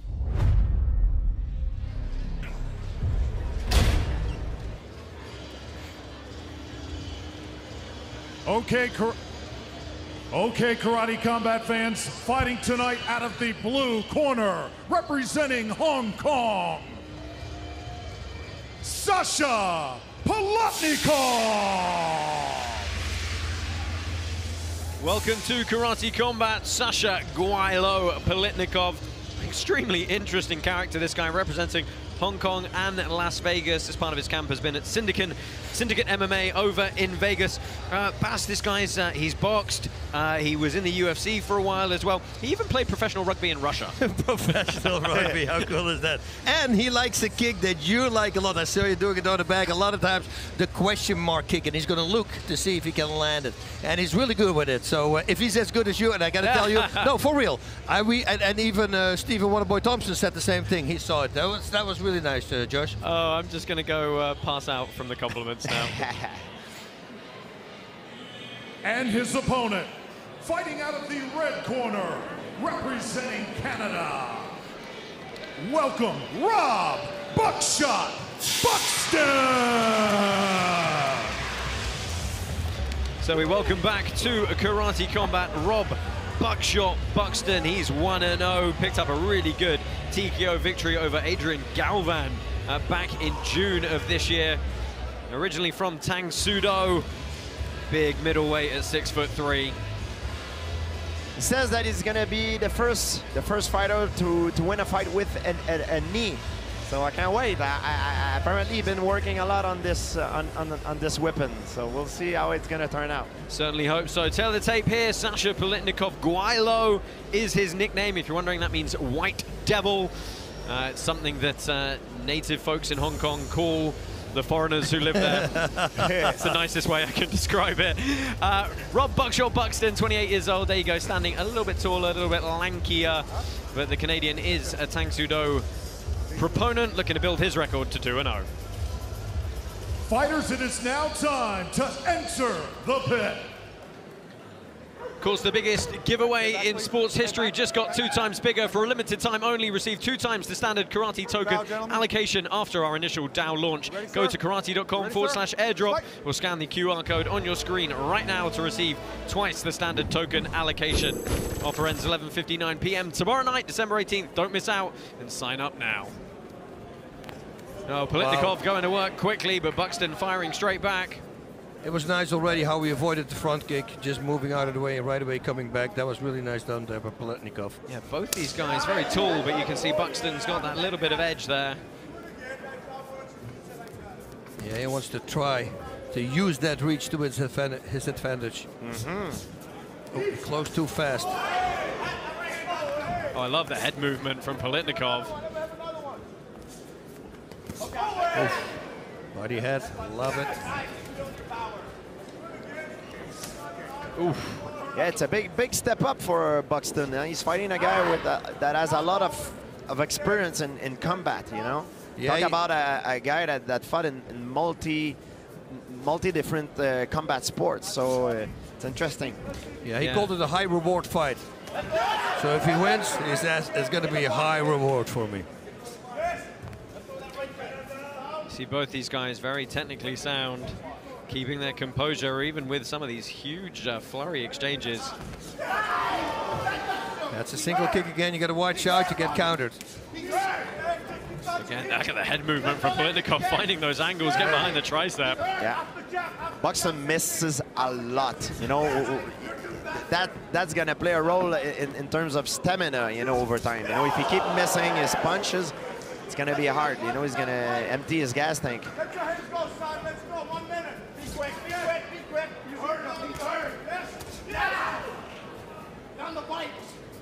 You can see some of that boxing experience of Sasha Palatnikov, was the Asian cadet champion in Macau.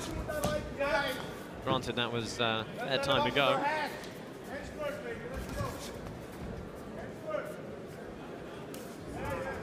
We didn't see too many leg kicks so far. It's kind of surprising.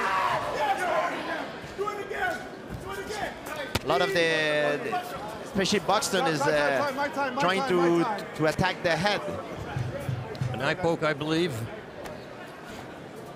Well, that's unfortunate.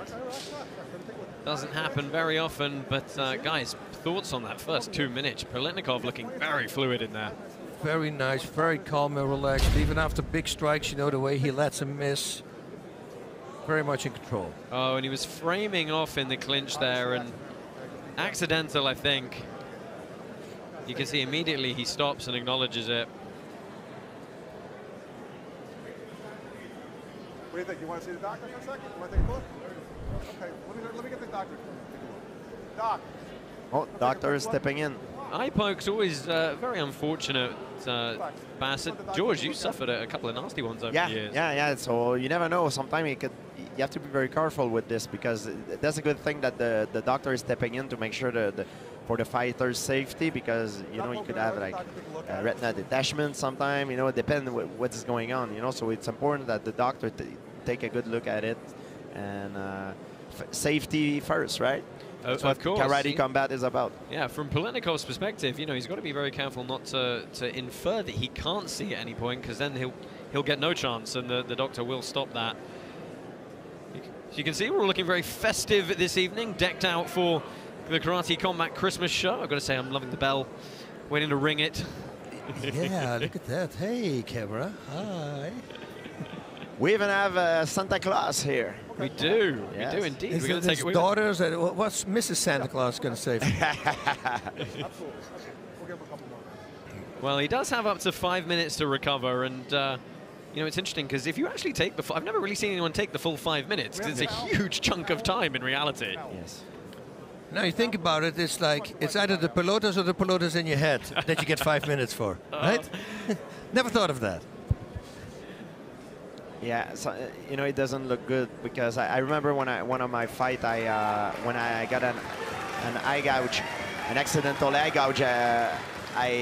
When you rub your eyes, sometimes it makes it worse. You know, so hope it's gonna be for the best, but yeah, it looks like it was the little finger of Rob Buxton.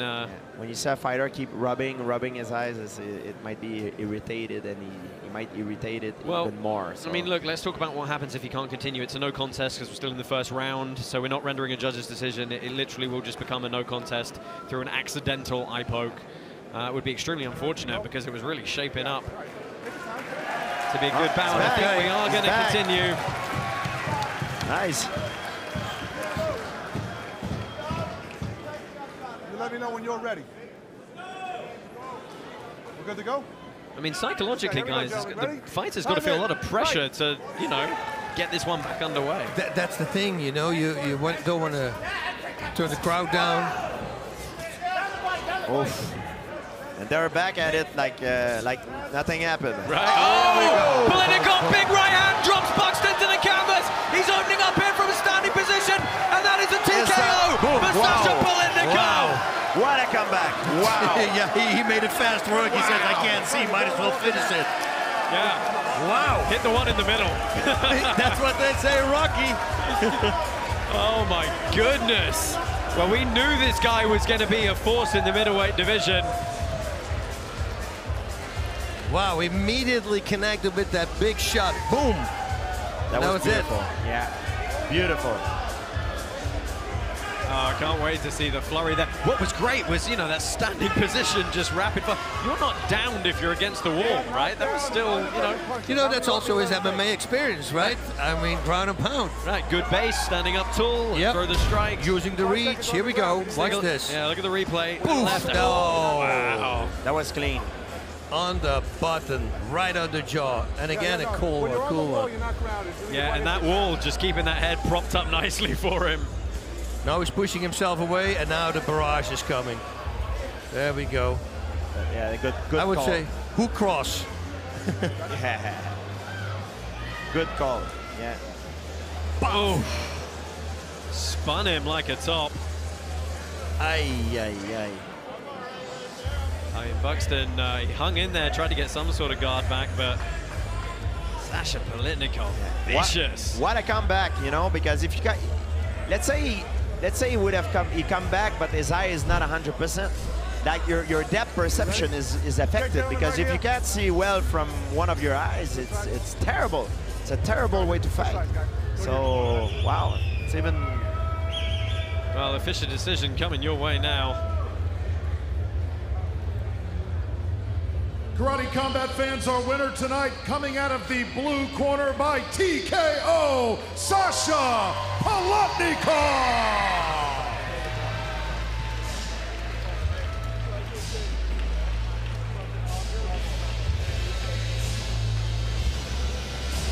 Well, your winner by TKO, Sasha Palatnikov. He is up pit side with Layla Machado Gary. Sasha, fantastic speak to you now. Nothing more frustrating than an eye poke, but some of us have a little theory back here.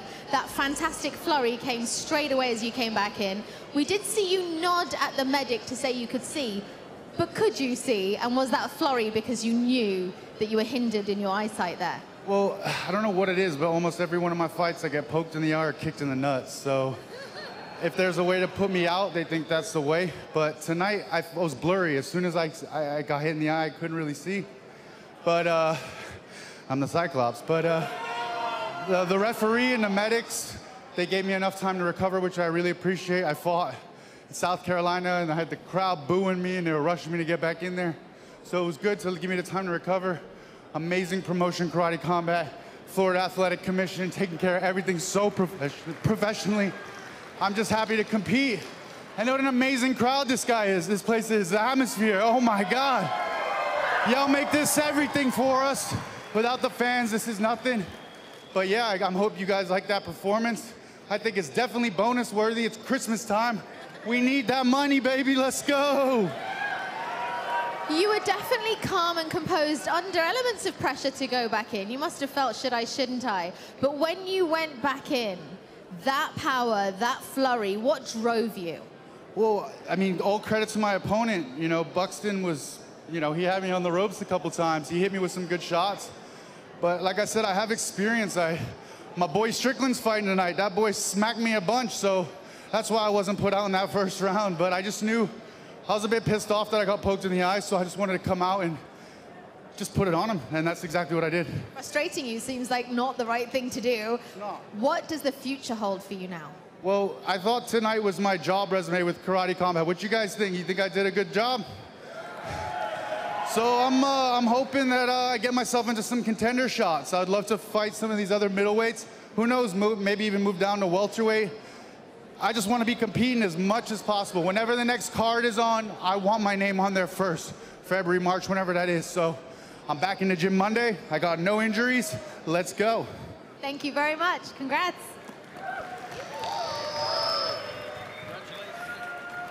All right. Wow, that was a really fascinating one. This has been a killer undercard.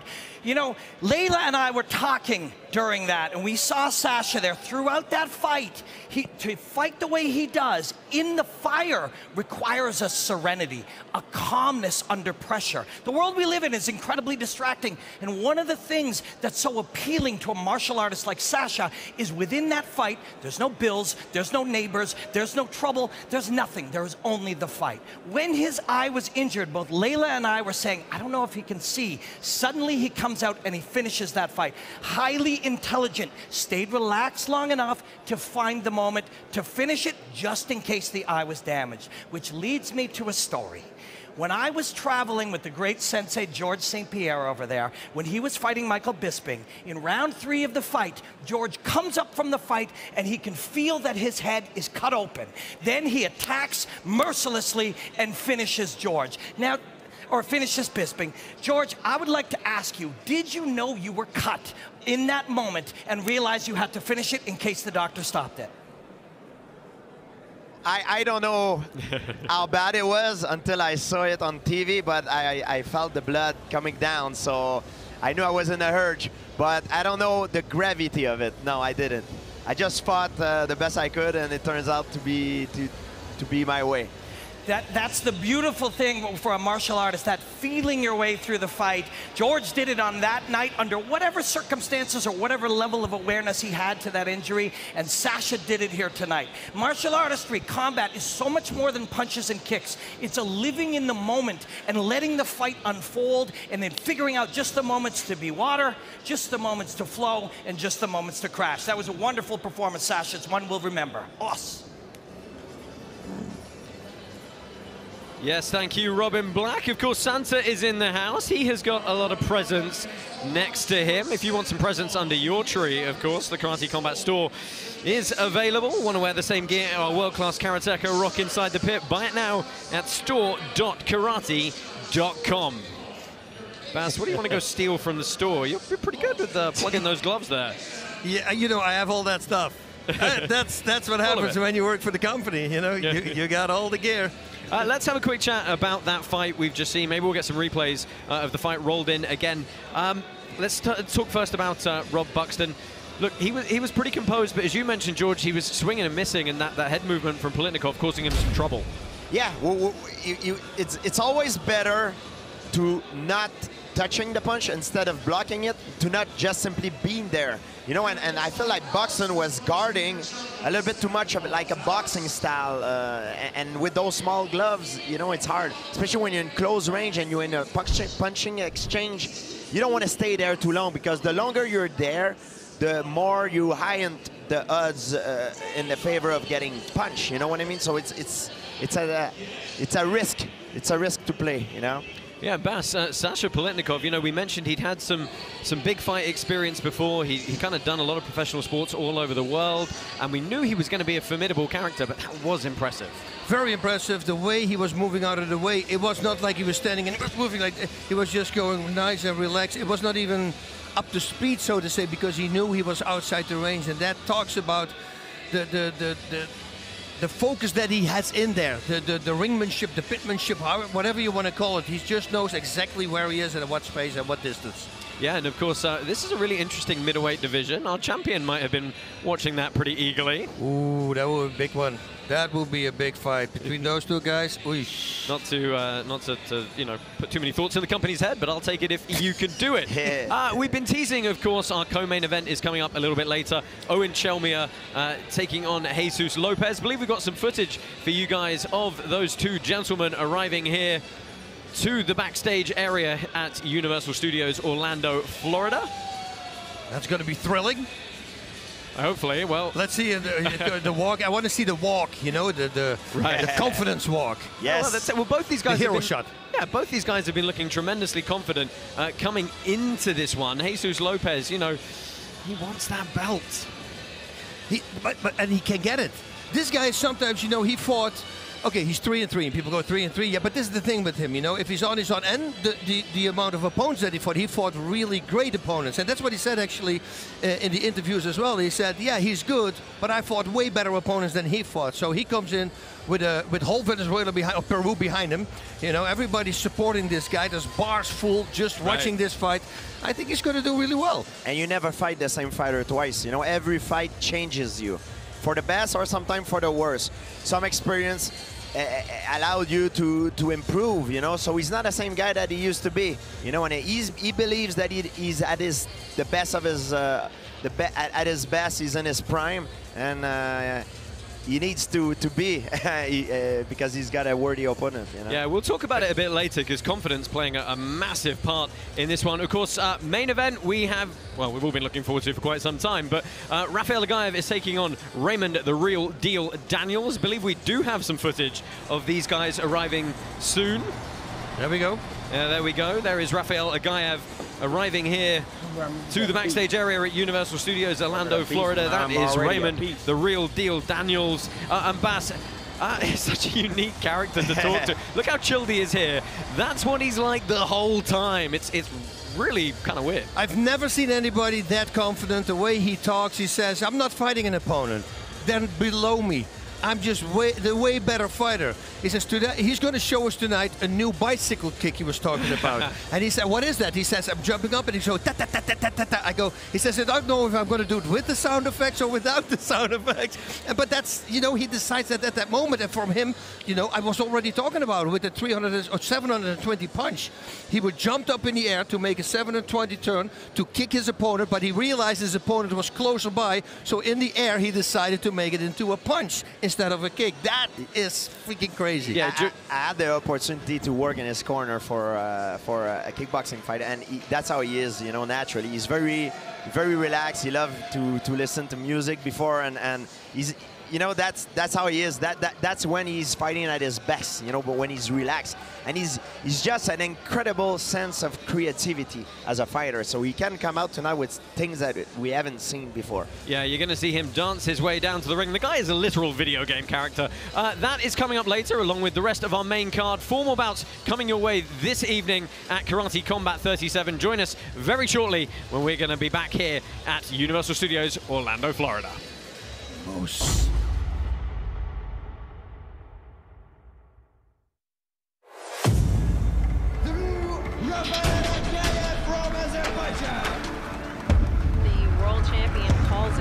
Rafael Aghayev will now move forward. Mən Aghayev Rafael Mahiroğlu, mən Azərbaycanlıyam. Karatenin sevgim mənim 6-7 yaşlarımda həyətdə, yəni yüksədə və Bruce Lee'nin filmlərinə baxarmışam. Baxmayaraq ki, Bruce Lee Kung Fu ilə məşğul olub. Bakı şəhərində məşqlərimə başladım. Sonradan yığma komanda ilə karateni sevdim. Karate mənim həm işim, həm həyatımdır. Demək olar ki, mən hər gün və bir neçə dəfə məşqlər edirəm. Əgər zalda məşq eləmirəmsə, mən adətən Bakıda Dağüstü Park sayılan bir yer var, orada məşqlərimi eləyirəm. Sözümün yaxşı mənasında Bakı şəhəri hündürdən izləyirsəm, ayağımın altında şəhər görsənir. Ona görə hər zaman orada olanda özümü çempionluğa doğru hiss edirəm. In 2018, when we introduced the league to the public, Rafael Aghayev was one of the first guys who ever fought in the Karate Combat pit. He was there to fight Dionisio Gustavo. Dionisio Gustavo'yla biz birimizin dillərini başa düşməsəydi, amma biz az da olsa diyaloq edirik və mənim ona böyük hörmətim var. Aghayev could be the best karateka ever. That's a lot of pressure to carry to that pit. Bilirsiniz ki, idman bir dostluqdur və tatami çıxımızda biz yəni hər şeyi unudub döyüşürük. The way he moves himself, it is the blend of artistry with athleticism, high athletic platform, and an incredible artistic expression. Aghayev fought full contact with us in 2018. Then he started focusing on the Olympics. He won world championships and then went to the Olympics, and he came back with a beautiful silver medal. Bir Mart ayında mənim 37 yaşım olacaq. Demək olar ki, əvvəlki karate növündə bütün medalları əldə eləmişəm. Mən düşünürəm ki, indi daha ağıllıyam. Nəyi necə eləməyimi, gücü harda istifadə eləməyimi bilirəm. Kim olursa qarşımda, kim olursa. Rəqib olaraq mən onu sayıram və yuxarıdan aşağı baxmıram. İdmandır. İdmanda hər bir şey ola bilər. Mən karate kombata qayıtmağımın məqsədi o idi ki, əvvəlki karatedə zərbəni vurub çəkirdin. İndi isə burada kontakt karate sayılır. Yəni burada əsl mən istədiyim işdir. This is fighting. This is hand-to-hand combat. Put it all on the table. Express yourself freely, naked from the chest up against another man in front of millions of people to see this. Amma ehtiyatlı olmaq lazımdır, tam özümə inanıram. Mən ora gəzmək üçün getmirəm, mən ora qalib olmaq üçün gedirəm. Can the Olympian Aghayev deal with the pressure? All eyes are on him.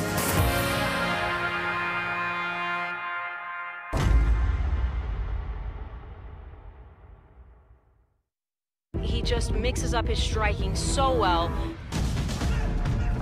Yeah, and he has to watch out because Gustavo, wow, nice there. Beautifully moved to the side mount, and now he will rain down some punches. Yeah, like, whoa, nice. Very inside nice leg throw. trip there. Nice, yeah, but his opponent saw it coming, lifted the leg. And he's good with this, with takedowns. He really takes advantage of using his opponent's body weight and just slamming him down to the mat throw. Very nice, that's why he's doing it. Multiple-time world and European champion Rafael Aghayev. Training and preparation to stay consistently at that high level. He says that's what he appreciates the most about his career. You know, he's been in karate 30 years and parried left hand right up into the eyes. But, you know, accidents do happen occasionally. Ooh. That's a good catch and a kick, and again, capitalizing on it is Aghayev. He's got to watch out for the up kicks. That was nice. His body shots, everything was just to break. Huge shots from Aghayev here. He's got to keep himself away. He's sprawling. This needs to get broken here. Rafael Aghayev comes forward, throws everything in these shots. He's trying to take his head off now. Oh, huge Haride. Oh, the shot lands. Aghayev follows up, but that's going to do it.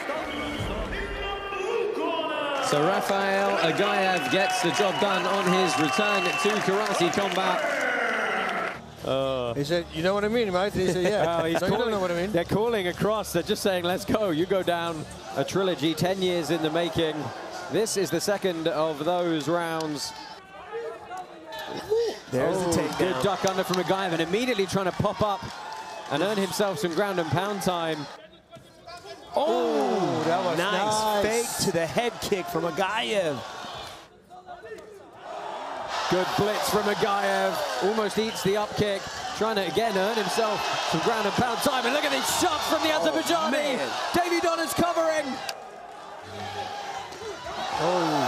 Good nice. shot from Aghayev again. Donner eats a big left. Closing bell here. Rafael, the Panther, Aghayev!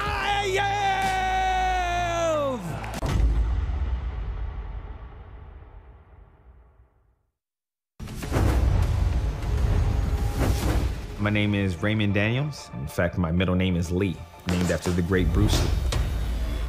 I'm a 7th degree black belt in martial arts. I've been training martial arts since I can remember. 2nd generation martial artist through my father, Frank Daniels. He was my first instructor.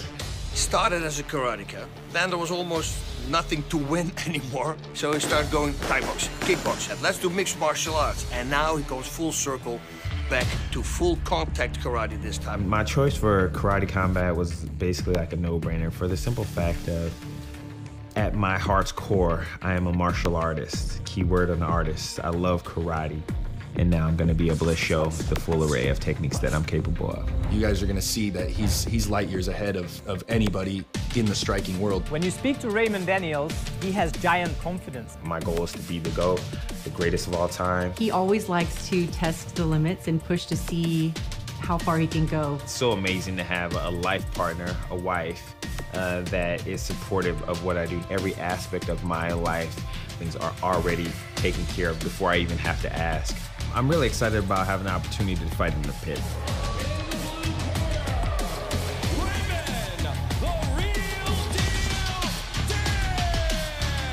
First fight was just me getting my feet wet, understanding my canvas of what I was fighting. Yeah, it was a lot of energy spent, especially in the first round. Your winner in a unanimous decision in the blue corner.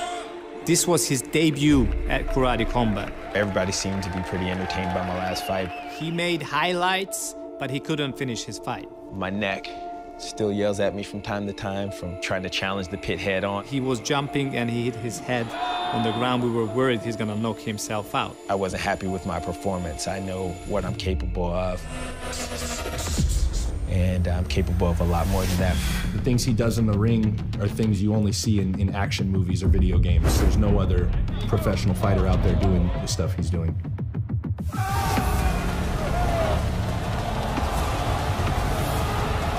I'm looking forward to showing everybody what I look like in my true form.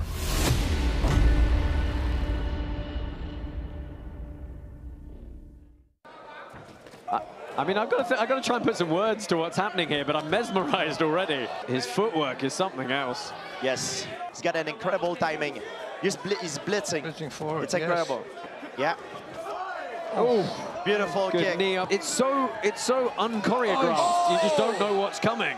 And he's doing a lot of spinning, a lot of very powerful motion, you know. Haddad goes to work here, and that's a huge left kick to the liver. That was a good one. That was a good one. Oh, and he is hurt. Big flurry.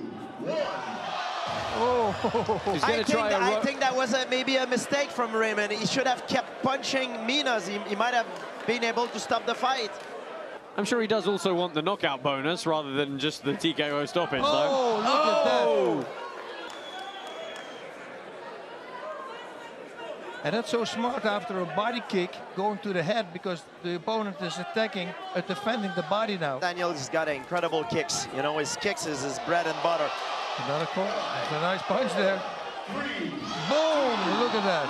When you see Raymond Daniels fights, things are going so quick. It's just incredible.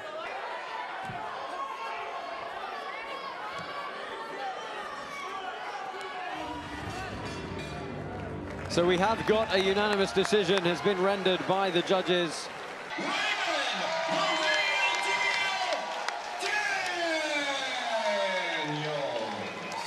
A lot of work done by Raymond Daniels.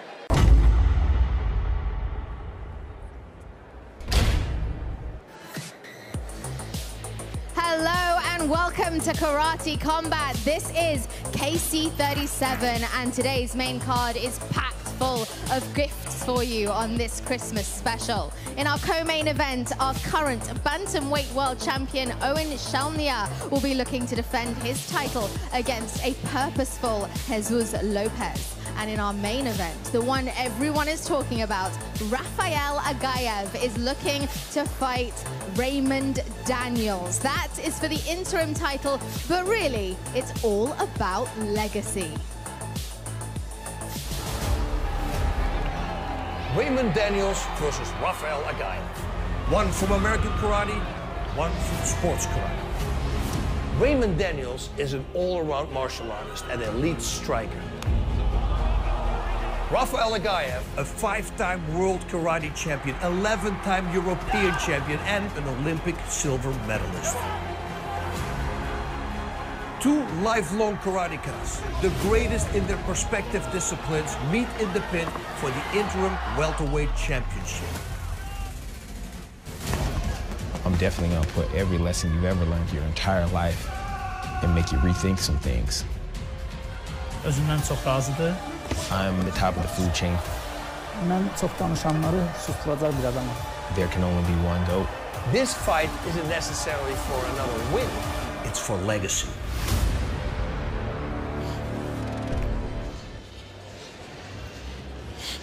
Welcome back to Universal Studios, Orlando, Florida. This is Karate Combat 37, the Christmas show.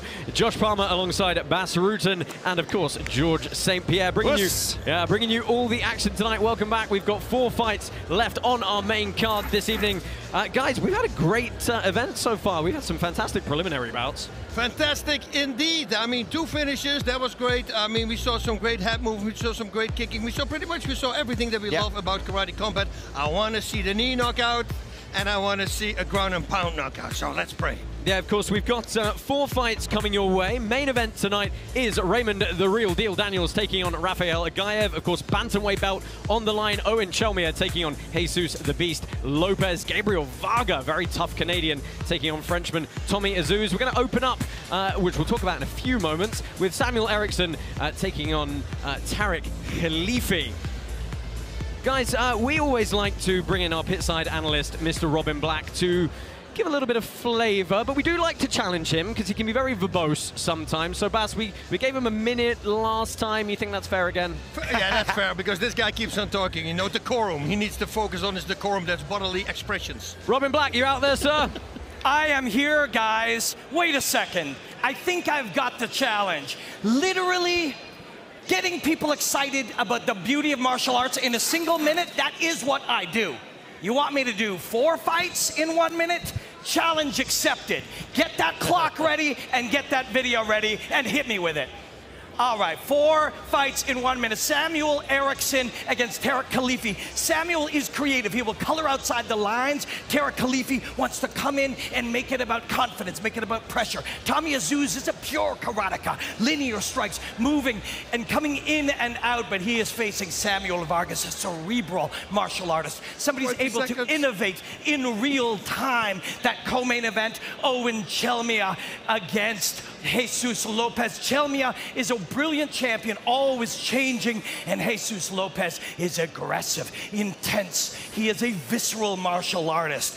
Our main event, of course, is one of the great fights of all time in all combat sports. The greatest of all time, Rafael Aghayev, will use his in-and-out striking. He will use his timing to try to stop this man, the real deal Raymond Daniels, who manipulates space and time with his fluid martial artistry. 4 breakdowns in 1 minute. Enjoy the hostilities, my friends. Whoa, excuse me, you're a little bit over there, sir. Wait a second, somebody's messing. Somebody's sleeping on the truck with that clock. I think I nailed it. 4 breakdowns in 1 minute. C minus, Bas. C minus? Yeah, I think. See, well, I'll get you B minus. He started a little bit late, so I think he did it. Yeah. George St. Pierre, the Canadian Homer. Appreciate you, Sensei George. Just bailing you out there. Of course, there's lots of celebrities in the house here tonight. Let's go ahead and find Alex Wendling, who is somewhere down pitside, with Mike Perry.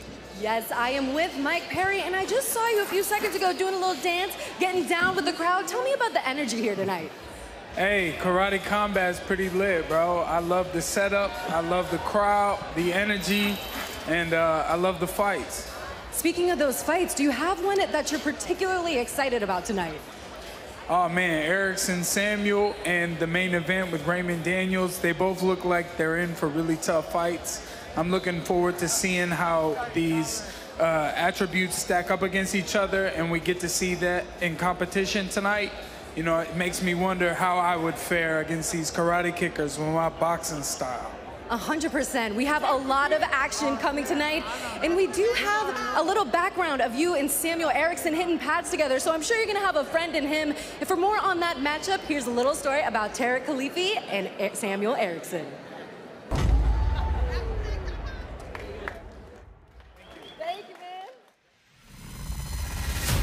Je m'appelle Khelifi Tarek, je suis né en Algérie et j'habite à Paris. J'ai grandi dans le karaté depuis l'âge de 3 ans. Mon père, moi et toute ma famille nous a mis dans le sport de combat, enfin les arts martiaux, karaté. On a tous été médaillés en Algérie, comme on a tous été médaillés en France.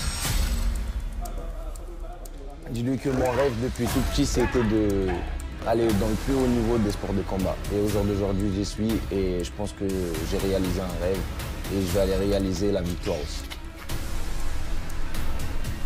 Je suis prêt depuis ma naissance, depuis que je suis sorti du ventre de ma mère, j'ai toujours été prêt, que ce soit pour le combat et pour tout ce que j'ai affronté dans la vie. Même si je perds ou je gagne, je serai toujours prêt.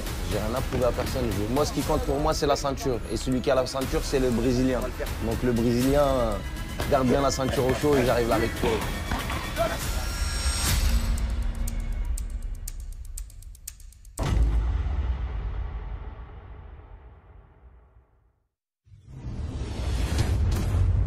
I was born in South Korea. As fate would have it, I was adopted as a baby and I began my new life in Sweden with my family. I am incredibly close to my family, especially my grandmother. They all supported me in my choices and I laugh because I never enjoyed the competition of it all. I love the training. In addition to my training, I began to incorporate weight and gym training, and each medium complemented each other so well. I was gaining both strength and muscle. So in 2017, I did the most natural thing for young martial artists to do. I signed myself up for a local MMA fight and was matched with a top-ranked fighter in Sweden. I ended up losing that fight and took a step back from MMA. But I didn't want people to think this was the end of the road for me. I had to refocus, and my focus went to sharing my knowledge on my Instagram page. My goal was to show that I'm a great martial artist and that the chokeout didn't take me out. One day, a video I posted went viral. It caught fire. Before I knew it, people I never thought in a million years even knew I existed started talking about me. Joe Rogan, Conor McGregor, it was insane in the best way. People recognized me not as someone who got beat in the cage, but as a great martial artist. When I originally started to work with Karate Combat, my goal was to come on to do reaction videos, but life had another twist and turn for me.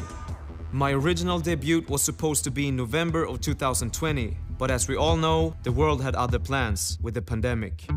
We were all affected in our own very personal ways and had to quickly learn to change and to adapt. I needed to be there for my dear grandmother, who fell ill, coincidentally, during the pandemic.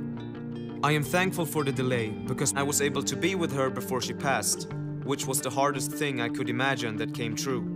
There was no way I was able to focus and train and get in that pit with so much weight on my shoulders and sadness in my heart. But I was home, and my family were here for each other, and slowly, somehow, we crawled out of this darkness and began to heal.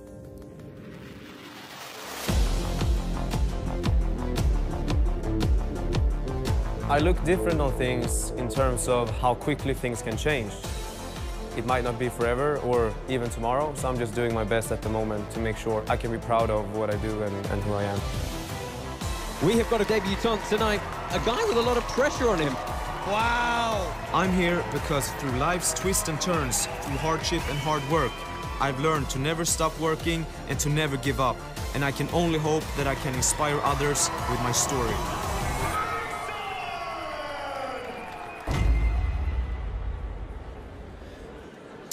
What a fun bout to open the rest of our main card tonight. Bas, let's talk very briefly about Tarek Khelifi, French-Algerian, a lot of sport karate experience, but like a lot of those French-trained fighters that we see, very tough, very durable, very accomplished, but questions over perhaps the full contact nature of their experience. Yeah, we're going to find out tonight. He says he's very excited. Listen, this fight has been in the making for 4 months, right? If he decided 4 months ago to start kickboxing on the side, I think he's going to do really well. He says people are going to see things that they've never seen before. He's very excited to be here. He will win big, and he's going to leave an impression. Yeah, George, his opponent tonight, Samuel Ericsson, you know, he's not just got the weight of like his personal goals with fighting, he's got this huge social media following. Yeah. That's a bit of extra pressure for him.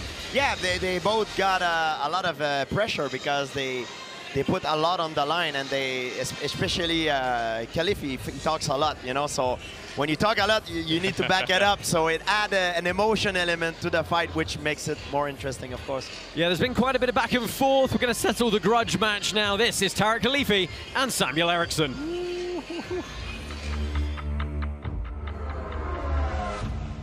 Samuel Ericsson is probably one of the fastest guy on Instagram. The things that he does, everybody believes it's sped up. You know, there's nobody that fast.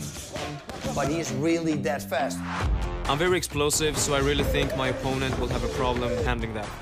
Ericsson already fought a fight at Karate Combat. bit surprised. A little bit surprised. He became the winner, but a lot of people thought that he might have lost that fight. He said, no, I became a winner, and now I'm back to prove my point that I'm a really good fighter and not only a social media influencer. What I really want to do is not to make this fight as close as last time. So he's the winner, he's the loser, that's it. We've got Tarek Khelifi here, who is a newcomer in karate combat, also a little bit of a social influencer with his 100,000 followers. J'ai grandi dans le karaté depuis l'âge de 3 ans. Mon rêve depuis tout petit, c'était d'arriver au plus haut niveau de karaté. Et au jour d'aujourd'hui, j'y suis et je vais aller réaliser la victoire.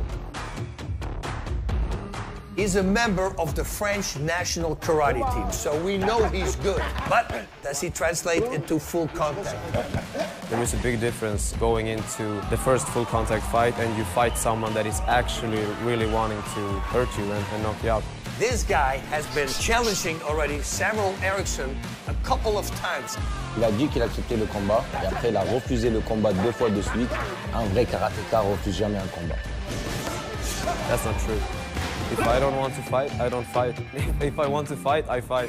Pour le moment, il a signé le contrat, donc chapeau à lui et bonne chance à lui. Let's go. This time, a knockout or TKO. Il n'y aura pas de décision d'arbitre. Of course he can beat me, but I don't think he will. Samuel, j'espère que tu es prêt à me mettre KO, mais je pense pas pour me mettre KO, il faut me tuer.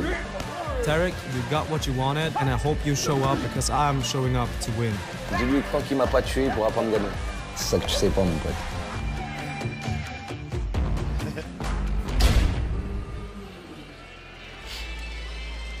And even the elves are pumped up here tonight. Fighting out of the blue corner, representing Algeria, Tarek Khelifi! So welcome to Karate Combat, Tarek TK Khelifi, fighting out of France. He is Algerian by birth, storming down to the cage here. Debut for him tonight. He's got a couple of teammates we've seen before, though, the likes of Davy Donna and, of course, Ilyas Mardi. Very excited to see this young man. It's a very interesting test for him in Samuel Ericsson.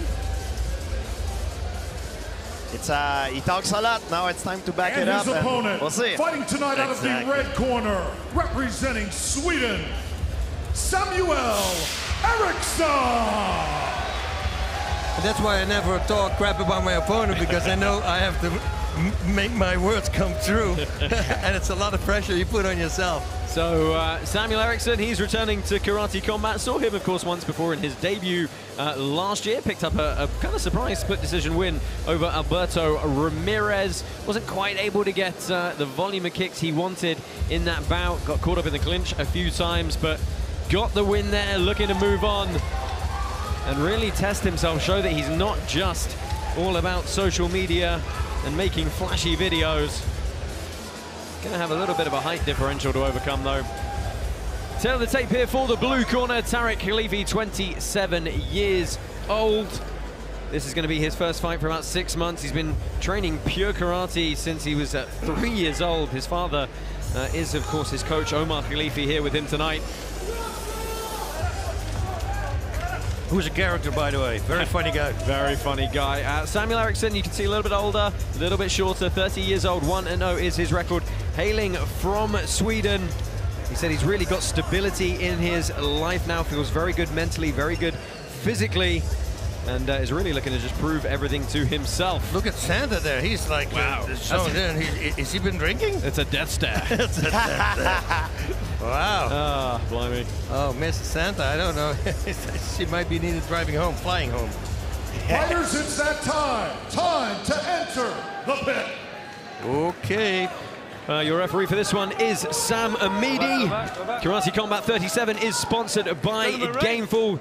Use their customized Gameful system featuring clean ingredients paired with complimentary one-on-one registered dietary support to enhance your routine. Sign up now at Gameful.com. Get 40% off when you use the code KC37 at checkout.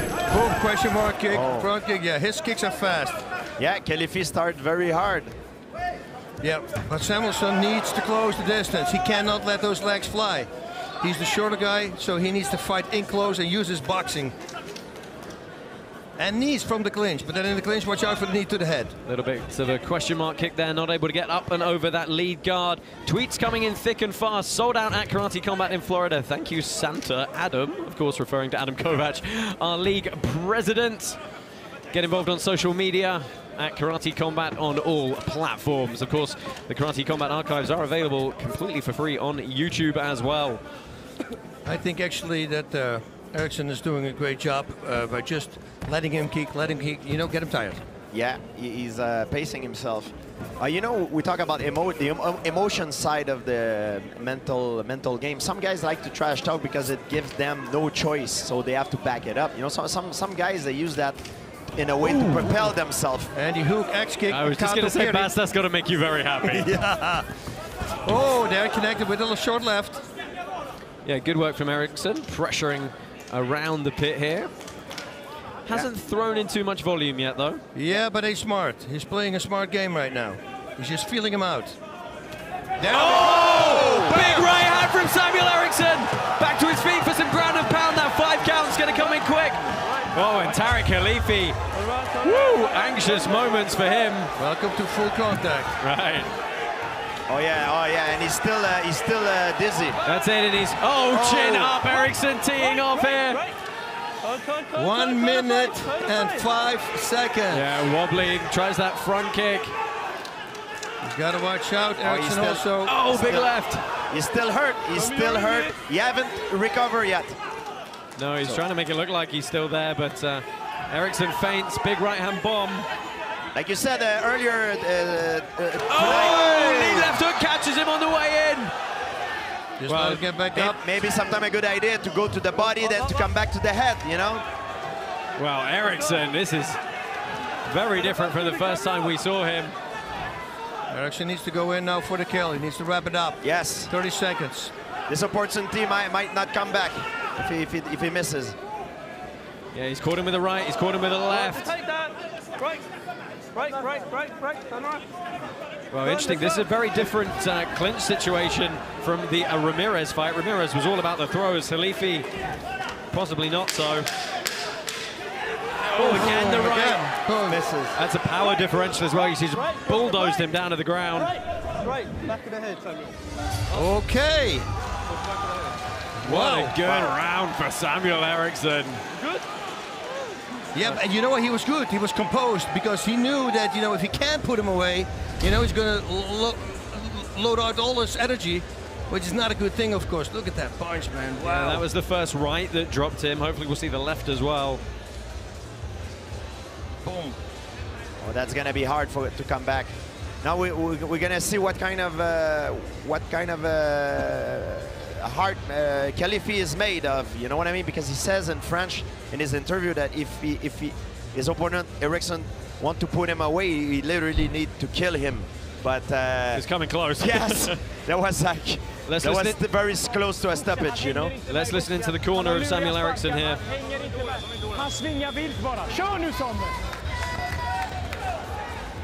Yeah, if I was Ericsson, I would attack the body now. We'll never expect that. Yeah, it's slow off the stool is Tarek Khelifi trying to buy himself a few extra seconds here. And he a little bit still unsteady on the way down. And buying some more time tying his belt here. Yeah, oh yeah. That's an old trick. Yeah. Well, that's why they have belt loops here, so they don't fall down. We just usually let them come out here. But another 3 on the clock. Let's see if Ericsson's patient again or if he just tries to turn the tempo up. He is still dangerous with his kick because a kick is a very powerful weapon. You know, you don't if you clip the head of your opponent with a kick, sometimes it's a knockout. But I think he's still hurt. If I look at his body language, he doesn't move with as much confidence as he used to. No, he's been hit. You know, he probably never experienced that before. A big punch like that. Ericsson should push now. Well, and the follow-up after having to immediately try and regard, try and regain composure. Definitely had to backstep a little bit there. Ericsson needs to step inside the reach of the legs. And needs to go. And Khelifi needs to keep him outside. Cannot let him come close.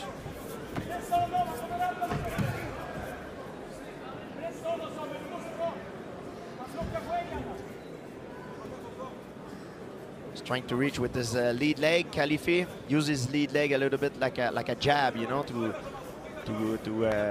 control the distance. Yeah, switching stance here, back to orthodox. Ericsson again being... It's good, I like the feints. Yeah, very composed. That's a smart, look at that. That's some powerful kicking there.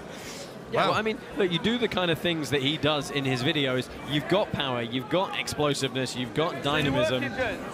Smart what Ericsson's doing now, faking it, pointing at it, faking it. Oh, and he gets caught behind the ear. You always talk about that pass. Oh right my hand God. from Khelifi. What a 180 degree. Oh my God, what a 180 degree turn. Oh my God. But did it connect full? Because I didn't think it landed flush. Oh, no, let's see. Well, Ericsson back up very quickly. Let's see if that makes him weary now. I mean, look, it only takes one significant motion like that to win the round, you know, so there's only a minute left here. It's true, because like it is now, Khelifi is winning the round just Right. with that punch. It could be all square. I mean, you know, the margin with which you win the round, unless you put it into the realm of a 10-8, you know, it's going to be pretty even.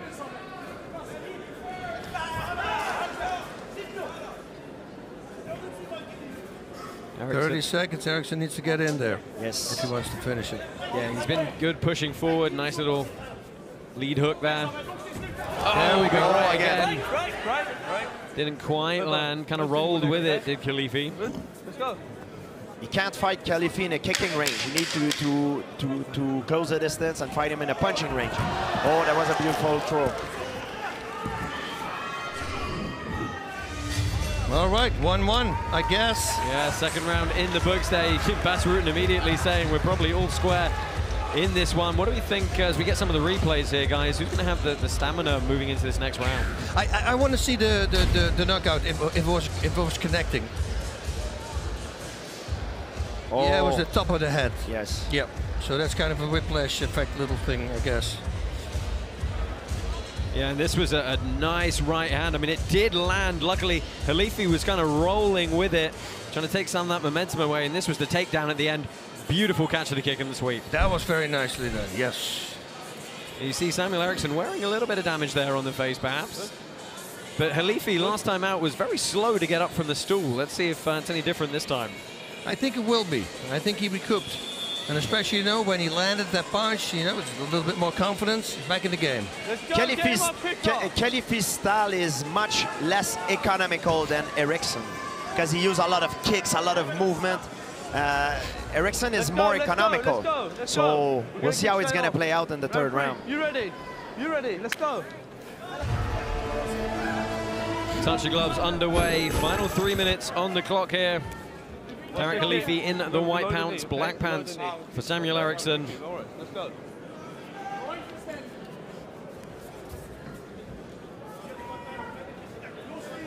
Every time Ericsson threw a punch, it connected, pretty much. Yeah, very measured and judicious with how he doled those out. Yeah, Ericsson needs to get into punching range. Khelifi believe in a kicking range. Oh, another one. Nice left from Ericsson. Nice, good. Yeah, got to target those kicks a little bit cleaner. Switching stance is the Algerian.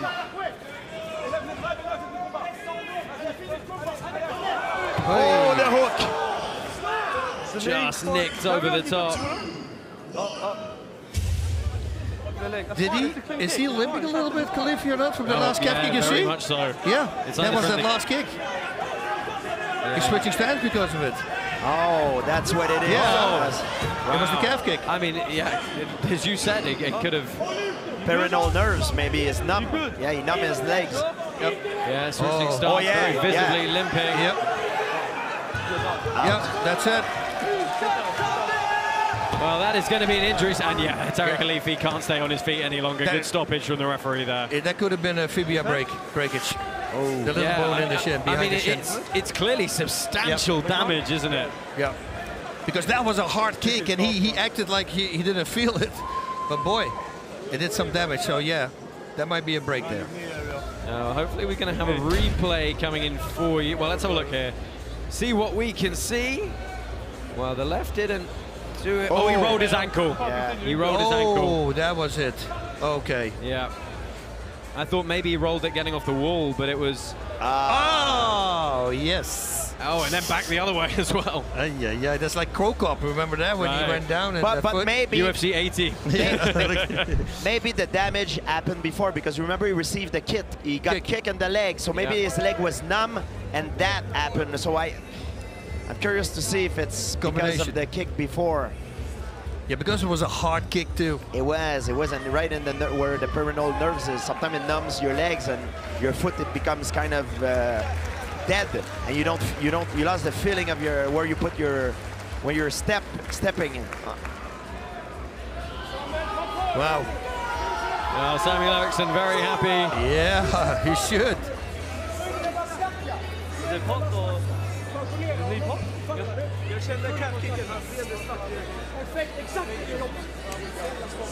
He twisted his ankle as well at one point. Did you see, like, when he started Moving to Gothenburg, what he did, so he had more training partners, was definitely a good move for him. Great performance. Yeah, Samuel Ericsson, you know, he was very interesting in the interviews. You know, we kind of asked what his long-term plan was, and he really did just kind of give off the vibes that he was fighting for himself and not much else. And he really did prove something to himself there. Good show of respect. They did have a bit of back and forth, hyping it up a little bit for social media, but perhaps an underlying tinge of animosity. That's the good thing about fighting, right? After they fought, everybody made up again, friends again. How cool is that? It's like the early days. Yes. Go to the bar, you know, leave the weapons outside, just beat the crap out of each other, and then drink a beer together. I remember my mom always told me, like, violence doesn't settle conflict. I mean, I think she's wrong sometimes. She is. She is. I think it does settle conflict. Not always in a good way, but... Well, we've got excellent expert medical attention here, of course, at Karate Combat. And Tarek Khelifi has been seen in the pit. He's obviously going to go backstage and get that reviewed properly, possibly a hospital visit to get an X-ray. Oh, he wants to lift him up. Don't do that. Let's head down into the middle of the pit here and get the official decision. Karate Combat fans, our winner tonight, coming out of the red corner by TKO, Samuel Ericsson!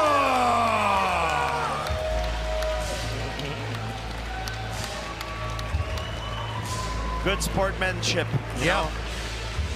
They talked before, you know, but to promote the fight, and now it's over. It's a good sportsmanship. You know what Khelifi said that also? He said, listen, after the fight, I'm 100% sure I'm going to hug him. Yeah. You know, no matter who wins. Exactly. That's what martial art is. You know, that's what karate is. You know. So Tarek Khelifi's going to head off, get his medical attention. Samuel Ericsson is going to head off and grab a word with Layla. Yeah. Don't fall backwards. That's the first thing that we say. Samuel, I think today's the day that you have proved the doubters wrong. I never proved doubters wrong. They just come up with something else now. But I'm happy, and I hope you are happy too. Thank you so much for coming. This was a great thing. You were talking to me ahead of this fight about how different your training camp was versus the last fight. How different was the fight for you versus the last fight? This guy, Tarek, he's very tall. So when I stand here and he stood over there, I was like, damn, that guy is tall, you know? Because on the stare downs, we were kind of looking down and up. But one thing that I knew, and I think I made a point, the first calf kick I threw, I felt like my shin was just digging into his back of his leg. And I was like, I hit you. I got you. And he was like, no, it's not. And I kick again. And he was like, no, and no. So after the first round, I was very confident that would work again. And then I just saw he started to do that. But I hope he will be okay. But my game plan was actually to do a lot of boxing, which was quite successful. And then, so he protect high and then work on the calf. and then go back high if it wouldn't work. Well, you definitely picked him apart in that first round, and you saw that you had the upper hand with him, some power behind those hands. He was quite wobbled going into the second. Were you surprised the second happened? I mean the third round. Sorry, what? But were you surprised? Because he was quite wobbled going into the second round. Were you surprised the second happened? I saw you looking at the ref. Yeah, I thought that I would. No, I was looking at the ref because he was standing and fixing his belt. So I was like, is he stalling or is it like? But no, it was a great fight. I thought that I would finish him in the first one because he looked like this. But yeah, it was a great fight. I hope, like I said, everyone enjoyed it. I came here, I felt that I got to show some new things. Yeah, that was great. We look forward to the future. Thank you very much. Samuel Ericsson. You know the game, man. You go high, I go low, okay? Yeah. Well, Santa is definitely having a good time here tonight. Now we know why. Indeed. Mr. Robin Black, what were your thoughts on that one? Man, these two lifelong martial artists can now both proudly and truthfully say they are professional fighters. The story of this fight will be recorded as damage to the nerves, the exposed nerves due to the shin of Samuel Ericsson. A very clean win. But the real story, the story behind that, is a story of experience. There is nothing normal about fighting another professional athlete in a pit in front of all these people. There's nothing normal about that. But with seasoning, you become a little more comfortable in it. People often say, I respect anyone who steps into the pit once. Those of us who have fought know that is not true. You respect anyone who has done it twice, because once you do it once, you know how difficult it is. Samuel Ericsson knew how hard this was, and he stepped in here, and that was the difference tonight. Congratulations to both those two gentlemen. Yes, thank you, Robin. Let's take a look at some of the stats from that bout and see what the situation was for Samuel Ericsson and Tarek Khelifi. So there we go. Actually, fairly even overall. Just, you know, Samuel Ericsson, he said that he'd worked his boxing, and he said, I pretty clearly know that the power edge is going to go to me. And that was pretty much the story of it, right? He did it. You know, the punches there 25-27, but he was the one with the connecting shots. Yes, he connect with more power, more efficiency. And it was not about how many times you connect, it was about the timing when you can connect. Quality over quantity. Yeah, and you know, he did say there's a lot of pressure on him coming into this one. He did himself a great service here tonight. I think he did, but there was pressure on both these guys. And like Tarek also, he was talking a big game, but like he's, you know, when you come up and you see the preview and all the things that you said, that puts a lot of pressure on you. So he had to deal with that as well. His kicks were freaky fast, though, I have to say. But once he got clipped with the big punch, that set him back. Yeah, 3 more fights coming your way tonight. Of course, main event is coming up a little bit later. Here is Leyla Machado Gary with a bit of a preview. Hello. So in our main event, Rafael Aghayev will enter the pit. Now, this is a man who is the single most decorated karateka in the game. His reputation is not to be underestimated, but he is a lot shorter than his opponent, Raymond Daniels. Baz, the fact that he is a lot shorter, how much difference does that make? He says he's always fought people taller than him. No, I don't think for him it's not going to make a difference, but I think the other way around. Did Raymond Daniels ever fought a guy that size, you know? So we're going to have to figure that out. Tyson also never was a problem for Mike Tyson. So. Yeah, Rafael Aghayev, we've seen before, you know, he's used to fighting everybody's bigger than him, but that's what he does. He gets inside, he gets in the pocket, he gets that blitz going. Yes, his ability of closing the distance is just remarkable, and he carry a lot of power with him, and also he's built like a tank, you know, so it's hard to fight a guy like this. Yeah, lots to look forward to. Go ahead and take a look at, well, that's a preview of our main event.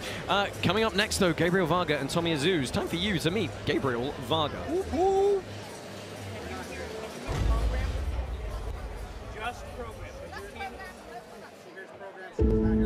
My name is Gabriel Varga. I'm from Victoria, British Columbia.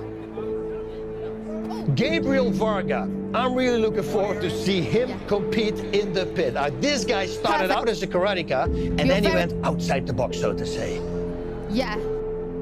I started karate at about 6 years old because my father insisted that my brother and I both got our black belts. Varga is a piano-playing, meditating, fun, nature-loving guy. Peaceful and quiet. Almost zen. Never had a street fight, and I base that solely on the fact that I have the martial arts background, because when situations have arose and I have people push me, or I had somebody one day slap me, I have that ability to control my emotions and go, I know I can hurt somebody, but I don't need to do it. This guy doesn't like to fight, but he takes on fights because that means that he has to train for the fight. I go, whoa, whoa, whoa, that's completely backwards. Not for him. So he doesn't really like to fight. He only fights so he can train for that fight. Over the past 15 years, I've basically fought for all the premier kickboxing organizations, picking up belts. Then I tried my hand at MMA, but I did not love the groundwork. Gabriel Varga was a Bellator and a Glory champion. The YouTube channel for me was a way to give back. I've been very fortunate throughout my entire career of having people help me. It's very important for me to pass on knowledge, so that was my main goal in starting my channel. He's got so many belts, basically more belts than our fighters have fights. I want to do something that stands out, something that's different, and going and winning another kickboxing belt doesn't really help me accomplish anything else. For me to do something unique, I need to switch rule sets, and I need to be the best there as well. For me, karate combat is basically the perfect blend. It challenges me because I have to move away from the comfort of a boxing glove, but I don't have to focus on doing the groundwork. Being able to go to karate combat, win some fights, challenge for the belt, and become the champion there, that's basically the goal right now. I will possibly even go into my 40s and re-sign with karate combat, but right now, 100% I plan on finishing my career with karate combat. Hey. Yeah, that is Gabriel Varga. You're going to see up next. We'll talk about him in a moment. Bas, he is, of course, facing Tommy Azouz tonight, who is quite a few years his junior. It's very much up-and-comer versus veteran scenario here. Tommy Azouz, last time out, unfortunately, a split decision loss for him against Mitchell Thorpe, but the guy's a firecracker. He gets stuck in. That's the thing, you know, his unpredictability. He's switching stances, making back kicks, equal back kicks with the back and with the right and with the left. I mean, he can be all over the place, and if Varga never had a training partner like that, it might surprise him. Yeah, George, I swear we don't always give you the Canadians to talk about, but Gabriel Varga, of course, you saw that extremely accomplished kickboxer. Yeah, but the thing we need to consider and pay attention to this fight is that he changed opponent 3 weeks ago, so it's a newcomer, and that's always dangerous. He knows this opponent's coming from a strong karate background, so he believes that he's gonna have an advantage in the punching range, and not so in the kicking range, but mostly in the punching range. And he believes also that he's gonna use that killer liver shot that he's specialized with to win the fight. One of the things we always ask the fighters, you know, in the run-up to the fight is, you know, did you do any tape study? Did you look at this? And as soon as we asked that to Gabriel Varga, he just reeled off everything he saw about his opponent and everything he thought he could do in every hole. And, you know, this guy just studies everything. That's it, very methodical. He might have been torturing small animals, though, when he was a baby. He's a very methodical fighter to watch. You know, if you have, for example, you want to show a kid how to fight, like technically, someone who's technically sound, Varga is a good guy to have as an example. Yeah, let's see if he can put that to pay, his experience in this one. Gabriel Varga, Tommy Azouz up next. Tommy Azouz in the blue corner. Je pense qu'il y a beaucoup de karatékas aujourd'hui, ils se voilent la face, ils pensent qu'à leur record et qu'à leurs chiffres. Moi aujourd'hui, je suis venu ici pour combattre tout le monde, pour gagner tout le monde. Ce sera pareil pour tout le monde, je cherche le KO. Il n'y a personne qui me fait peur. Et voilà, comme il a dit Adam, j'ai des boules d'acier. Donc voilà.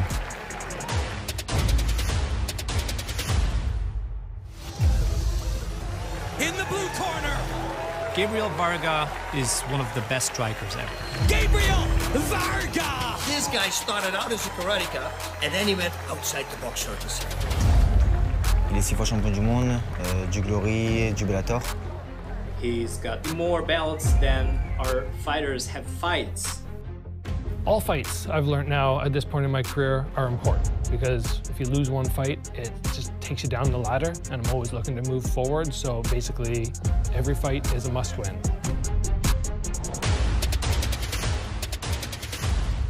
Oh, and that's nice work from Varga, digging to the body a couple of times. Donc il n'y a personne qui me fait peur, que vous me ramenez Gabriel Varga. He likes to control the distance. He likes to stay further out with his movement. I want to be in tight. Oh, look at the volume. He's icy cold, analytical, explosive. Le combat ressemblera à une vraie guerre parce que ça va être l'expérience contre la grinta un peu. I'll have to assess how fast he is, assess the risk of trying to put that pressure on and cornering him. La clé de la victoire, ça va être ma fougue, donc la grinta que j'ai en moi. I need to isolate his speed and I need to take advantage of my experience. Je pense que pour lui, ça va être un combat facile. This guy's going to be a little surprised about the difference in striking power. Et voilà, le plan, ça va être même pour tout le monde. Hein. Je vais chercher le KO. And I'm not an exceptionally hard striker, but when you start getting into that champion kickboxing sort of status, people hit hard. Que je vais vite le mettre à la retraite. And I don't know if he's going to be ready for that.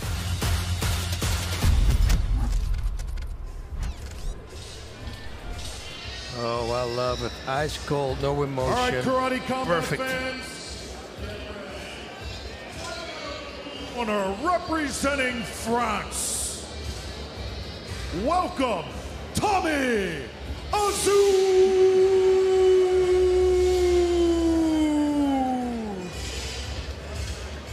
Tommy Azouz returning for his fourth appearance here at Karate Combat. He's 1-2 so far, had a good win over Gabriel Brito in his debut, but has had a tough couple of fights since then. He's going to be in the blue corner tonight. Look, French champion, Europeans, he took silver, third at the world.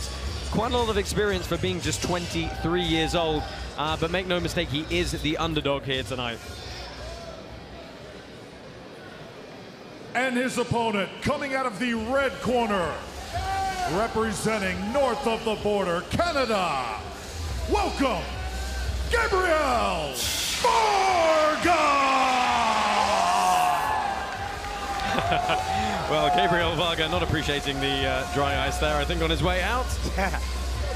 You know, if you talk to a student, you know, when you talk about a blueprint for a fighter, for a kickboxer, that is Gabriel Varga, right? Everything is perfect. It's technically perfect. And you saw his house. Everything is ordered. Everything is styled. You know, that's why I cracked that joke, of course. It's, yeah, he's something, man. Goes the body, goes the head, kicks legs. I mean, he will be all over the place. So it's going to be a hard puzzle for Tommy Azouz to solve. But hey, you never know with those crazy kicks, man. What can land? If something lands with a spinning kick, you know it's over. Tail the tape for this one. Blue corner, Nuk Su Kao, Tommy Azouz, 23 years old, hailing from France. Going to be the shorter fighter here this evening as well. And Gabriel Varga in the red corner. You can see leg reach is pretty similar, but he's got 6-inch reach advantage in the arms. 37 years old, he is looking to stay undefeated here in this division. Nuk Su Kao, the White Warrior. The White Warrior. Yes.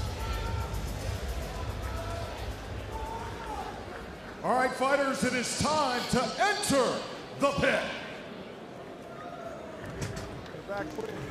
Your referee for this one is Wayne Spinola. You ready, sir? You ready, sir? Fight! Karate Combat 37 is powered by Madera. White pants for Azouz, black pants for Varga. We'll see Varga trying to close the distance, but he normally doesn't start hard. He likes to study his opponent. He's one of these fighters that does a long filling out process sometimes. Really good timing on that kick on the way in. Just took the base completely away from Tommy Azouz and doing a bit of knee on belly for some strikes. He said he didn't like the groundwork in MMA, but that's kind of the first time we've seen proper knee on belly used. I'm telling you, man, he does everything the right way. Tuning in to KC37 to see Varga do his thing. Of course, if you're tuning in as well, do tweet at us, hashtag KC37, at Karate Combat on all social media platforms. See Varga keeping that guard very high indeed. Yes. But also when he's punching and kicking, you know, it never leaves his head. And his answer was very simple. I said, how did you do that? He said, well, my hand movement is not that good, so it seems very smart to just keep my hands up. I go, okay. I think in order to be successful, Azouz needs to go with flurry. You know what I mean? He can't stay and keep the same rhythm the whole fight. Otherwise, Varga will download his data, so to speak, and pick him apart. Oh, look at some power differential there. He's big slam from the double unders at the back. You know, interestingly, both these, it's a family affair tonight. Both these guys have got their brothers in their corner. Aaron Varga for Gabriel Varga and Kevin Azouz for Tommy. Stop! Fight.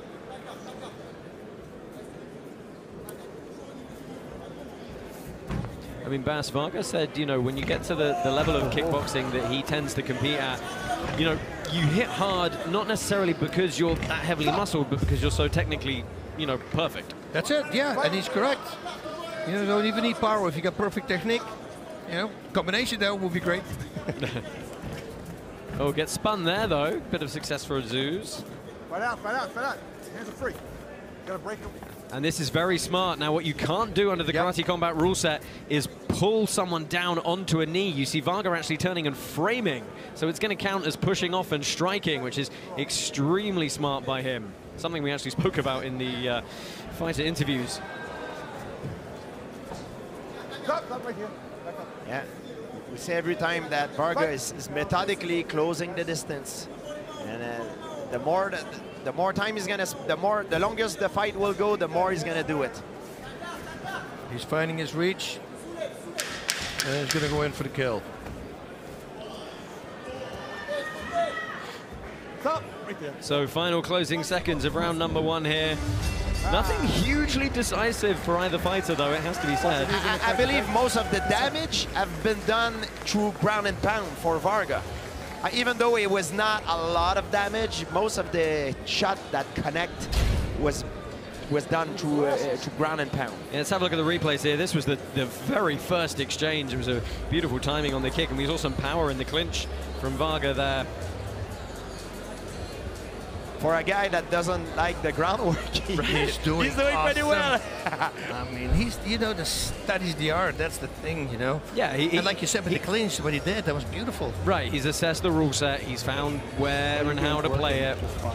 Listening into the corner of Varga here.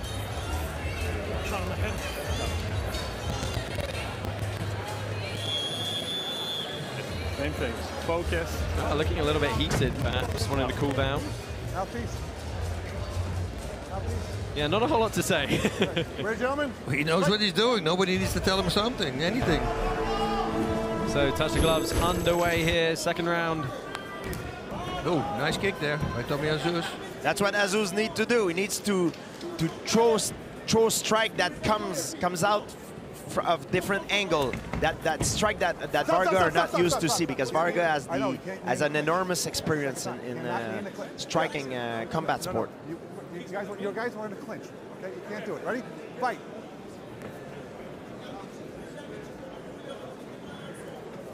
Varga closing the distance.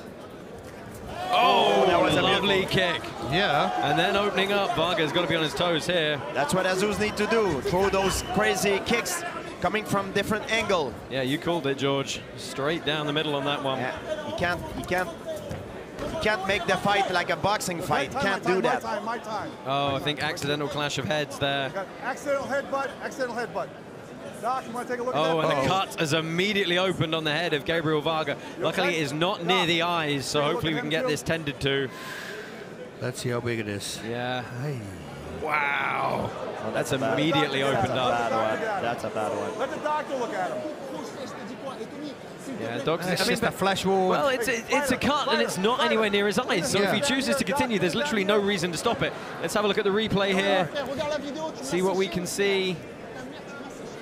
Comes in. There we go. Yeah, completely accidental.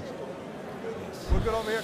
Yeah, Dick put some grease in it. It should be okay. Stay right here, okay? Yeah, as we say, it's up in the hairline. It's going to bleed a lot. It absolutely is. But it's not necessarily going to inhibit his vision. So there's, you know, unless it's really, really deep. Listen, give me an accidental headbutt. Sit down over there. Sit down over there. I'll keep an eye on it. Yeah, the referee telling Aaron Varga to take a seat. No, yeah, he's Let's go. Let's go. Let's go. Azouz's corner is telling him in French, like, oh, everybody's surprised now. It's time to shine, so let's go. It's time to explode. We'll see if he follows his coach's instruction. Oh, that looks like he does. Yeah, flicking that kick out again. Varga is trying to back him up. I wonder if it puts a sense of urgency into Gabriel Varga now. It has to. Up we go, big flurry from Varga, staying on his feet nicely here. Azouz trying to find a way out. Well, now he's downed. Until he sinks all the way down to the bottom of the wall, he's not considered a downed opponent, so Varga can tee off at will. And again, oh my God! Wow. Bad. I think he's going to get warned for leading him with the head here. Oh, Azouz running out of space, having to try and find some sort of lateral movement. When he gets up, kick the front leg. Good catch of the kick. Oh, this cut has started to open up now. These fights are the best, you know, afterwards, you know, when you bleed all over the place and then you still keep fighting. I love that stuff. Seems flesh wound. Seems like Varga released a little bit the pressure. Like now he's very methodical now. Teeing off again here. It's a good flurry. Has he got knee on belly or has he got knee on the ground? I've got to tell, he can't have a knee on the ground to initiate those strikes. Azouz has got to get out of this corner. Yep. Oh, that's a nice kick. Oh, tries that little hook kick to the face. Very good, going to the body and then to the head. Azouz has got to be careful here. I mean, he's probably going to see the round out, but he can't just lay there and cover. And more importantly, he can't turn away from his opponent when he does so. Good shot. Gets spun. Not long left. Varga trying to finish here. Oi. Oh, he's going to see it out of the round. Varga thought he'd done it, but it is dying seconds. Oh, this is hard for Azouz. Wow. Varga's just notching it up here. Oof. Azouz is... oh yeah, Azouz has trouble coming up, right? Yeah. I mean, that was the cleanest of the shots that Varga had landed. Let's go back and look at some of the replays here. Boom, that was a shoulder charge. That was the second one. Yeah. And this happened quite a lot of times. Azouz getting pushed down to the mat. You see that there, Varga's knee is on the ground, and those are not legal shots. So the referee has got to be on the ball with watching that. Yep. Bop, but that's the one. Wow. Listening in to the corner of Tommy Azouz. George, help us out.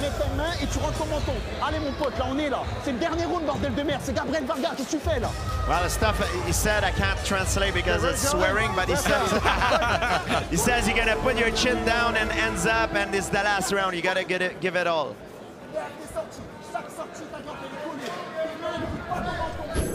You should have just straight translated. It's not me.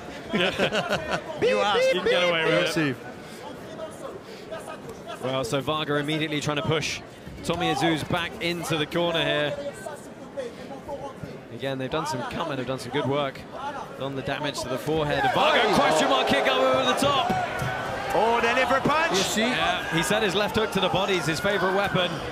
And again, to the body. Shot. When he's in ground and pound position, I believe that's a mistake that he does because he always goes for the head punches. And Azouz covered very well his head. I think he should work on the rib cage and on the side, you know, to the body. Well, he did that in the second round. He did throw body shots in between there as well. Look at the power of Varga. Yeah, he's really taking it to him right now. Oh, good knee on belly. I think he's irritated. Yeah, the guy you don't want to piss off. Right. He said, you know what, I've got my martial arts background, I can control my emotions. You know. Oof. Well, it's still controlled. Yeah. Oh, beautiful.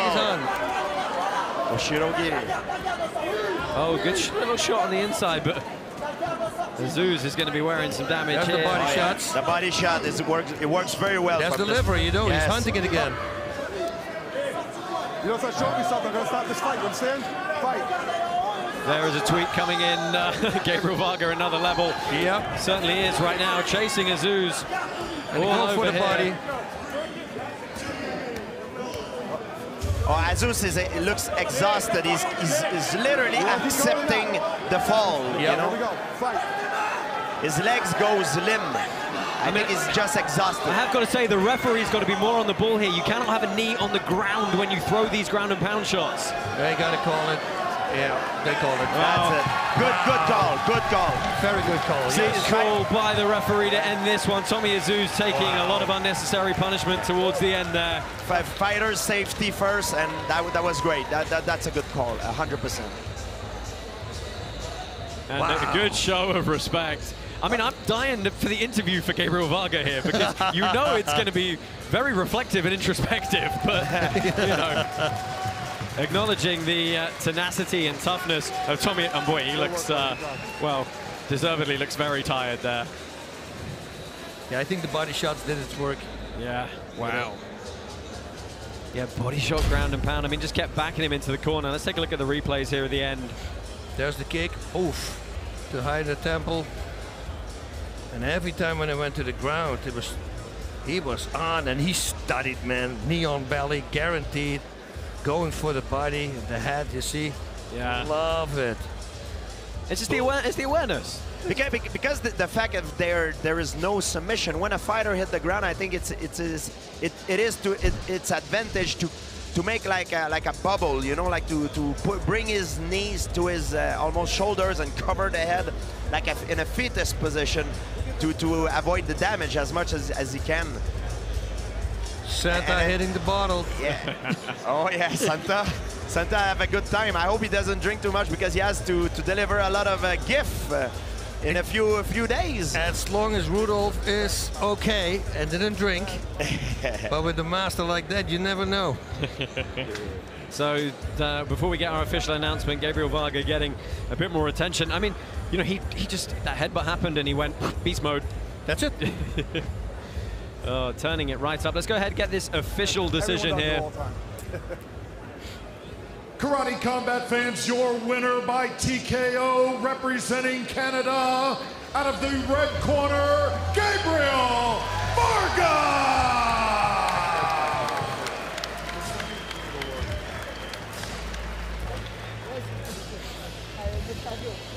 So we're getting a nice show of respect in the middle of the pit here. And Gabriel Varga is going to head up pit side for an interview with Layla. We're gonna have to get this cleaned up a little bit.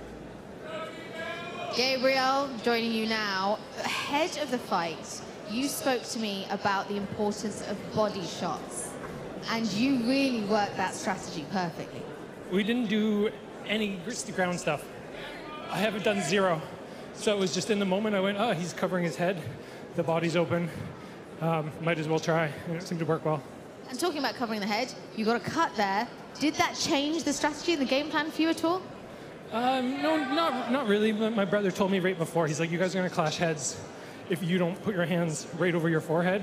So he called it. I lapsed for a moment. It doesn't really change the game plan because it wasn't running into my eyes. But I have about 60 stitches on my face already, so at least I've had experience with blood. Going into the third round, walk me through your emotions there. Third round, it's always the same when you're winning. You're just like, I'm winning, but that means he's going to come harder because he only has one option, which is knock me out. So it's always a little scary. You're like, I'm winning, but a losing dog is a dangerous dog. So. What does the future hold for you? Next up, I don't really know. I'm still getting used to the transition, so I'll talk with the head guys at Karate Combat and see what they want next. But I'm thinking another fight before Title 1 would be good, just to get the kinks out and to have a full camp to prep for one opponent and be able to execute, because I didn't get to execute the game plan at all tonight because there was no game plan. Well, that was brilliant to watch. Thank you very much, Gabriel Varga.